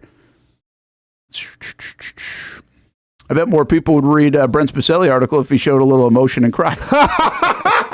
No, it's reading my article. Trevor highly improved on his turnovers and ball security this year. A lot of his turnovers were from playing hero ball because the coaches were not doing their job or bouncing off wide receivers' hands. That's an interesing defense. He did do a better job of ball security. He played half the games. Cool. I feel so much better now. Let's see. Trevor needs to show that he can run more, so defense has to think about it.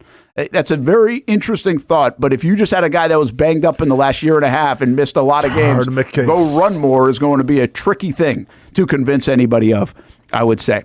All right, we'll keep the conversation going. Obviously, we've got some interviews lined up in Jacksonville the next few days. NFL playoffs. We talked about the Detroit game a bit. I forgot those happened. Chiefs did it again. Man, Houston outplayed them. They did. They outplayed them. Yeah. It's amazing. Yeah. D'Amico Ryan screwed that up. I thought the kick on the field goal 56-yarder was a mess up. Oh, yeah. Why send him out there? Why send him out there? And then it changed field position because they actually got an initial stop, but then they got pinned, they kicked it back, and then the Chiefs scored. Yeah. So the domino effect there wasn't good. And then, Mark Andrews, man. Feel for a guy like that, man. Rough game for him. Now, I do think Buffalo would have come back down and scored. It just felt like that kind of game. There was way too much time on the clock. But their kicker's not great. Man, I know. That was just... I don't want to see end like that. No, and then Saquon Barkley. Holy cow. It's unbelievable. Yeah. You think the Commanders can beat the Eagles? Man, listen, like I'm done. I like the Eagles, obviously, but it's hard to doubt the Commanders, I guess. But don't you think Saquon's going to win? Like, I don't know, man. I just think the Eagles are a different team. I feel like more and more I look at this, I feel like Saquon Barkley should be the MVP of the league. Who are you telling? What about the Bills and Chiefs? I'm going to sit here and say I think the Bills can win, right? I know, yeah. They should be the favorites, really. But minus 1.5 points for the Chiefs might be the easiest money ever. Mahomes going to flop again. I don't know, man. It's crazy. Mahomes we'll talk more about that stuff, but Mahomes got to be careful on that. Make it a little bit of a mockery of the position when you're dancing around, then get hit. You shouldn't have got that call, and then the flop that thankfully they didn't call. Yeah, becoming the most hated team right before our eyes, Brent. Yeah, game by game. A little bit. That's wild. Not even Taylor Swift can save you guys now. Ben Johnson lands in Chicago. The domino effect here in Jacksonville is real. We will talk more about it, obviously, throughout the rest of the week. Maurice Jones-Drew is scheduled to join us tomorrow on the show. We'll see you on CBS 47 and Fox 30 later today.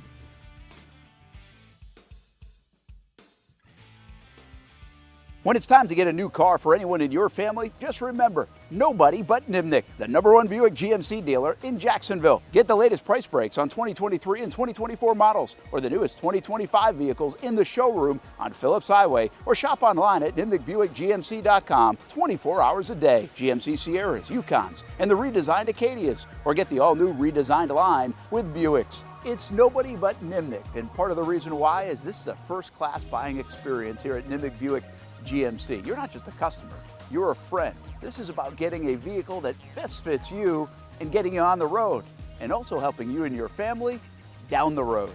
Nimnick has a treating you right guarantee, courtesy, respect, fairness. And most Buicks, GMCs, and Jacksonville's only Car Bravo dealer, nobody but Nimnick. Who has put in the most years and stands behind a better experience? Nobody but Nimnick. GMC. We are professional grade. Happy New Year for the UNF Ospreys, and basketball season is in the teeth of conference play right now. A slow start for the men's team out of the gates with 3 straight losses, but then they broke through in the win column with a win over Bellarmine. The offense scored 98 points in that one. A long way to go, including a stretch the next few weeks with a chance to go on a winning streak. 8 home games in the next 3 weeks for the men's and women's basketball team combined. So check out UNFOspreys.com for the latest in news, schedules, results, and tickets. UNF Arena is a great place to watch a game, so go check them out. And while the hoop teams are battling some snow while on the road, the spring sports season has already arrived with the men's tennis program notching its first win under new coach John Collins. Swoop with the Ospreys in the winter and the spring, inside and outside. Check out UNFOspreys.com for all things Ospreys. I've been telling you about CGC Water Treatment and Plumbing for a long time now. Their drinking water systems remove up to 99% of contaminants. We've had a Connecticut water softener and drinking water system in our home for more than 7 years. You can see the difference whether you're washing clothes, the dishes, or what I like to do most, fill this up for some coffee every morning, and mostly all day. Remember, if you're not filtering your water, you are the filter. Don't be the filter. Right now, save $1,000 or more when you bundle a Connecticut Premier Softener with a Connecticut K5 drinking water system. The experts at CGC Water Treatment and Plumbing will test your water for free and determine your water score. Don't know your water score? CGC will find out and recommend the appropriate Connecticut water treatment solutions so you can improve it. Call 904-552-1242 or visit cgcwater.com. Ask about our 90-day love it or leave it guarantee. CGC Water Treatment and Plumbing, an authorized independent Connecticut dealer. Florida license number CFC 1432579. When it comes to trucks, I know exactly what I want. And at Bozard Ford, they make it easy to get exactly that. Let's go make this truck a little more my style. With Bozard Built, I can create my perfect truck right here. Lift kit? Check. Premium wheels? You bet. Advanced lighting package? Oh yeah. The Bozard team works their magic.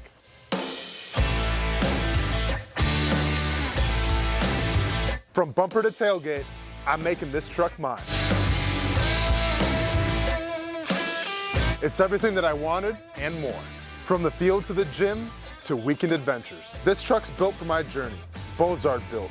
Customized for your lifestyle, built to exceed your expectations. Check out the inventory and available options at bozardbuilt.com. Unleash your dream ride. Customized, covered, and Bozard approved.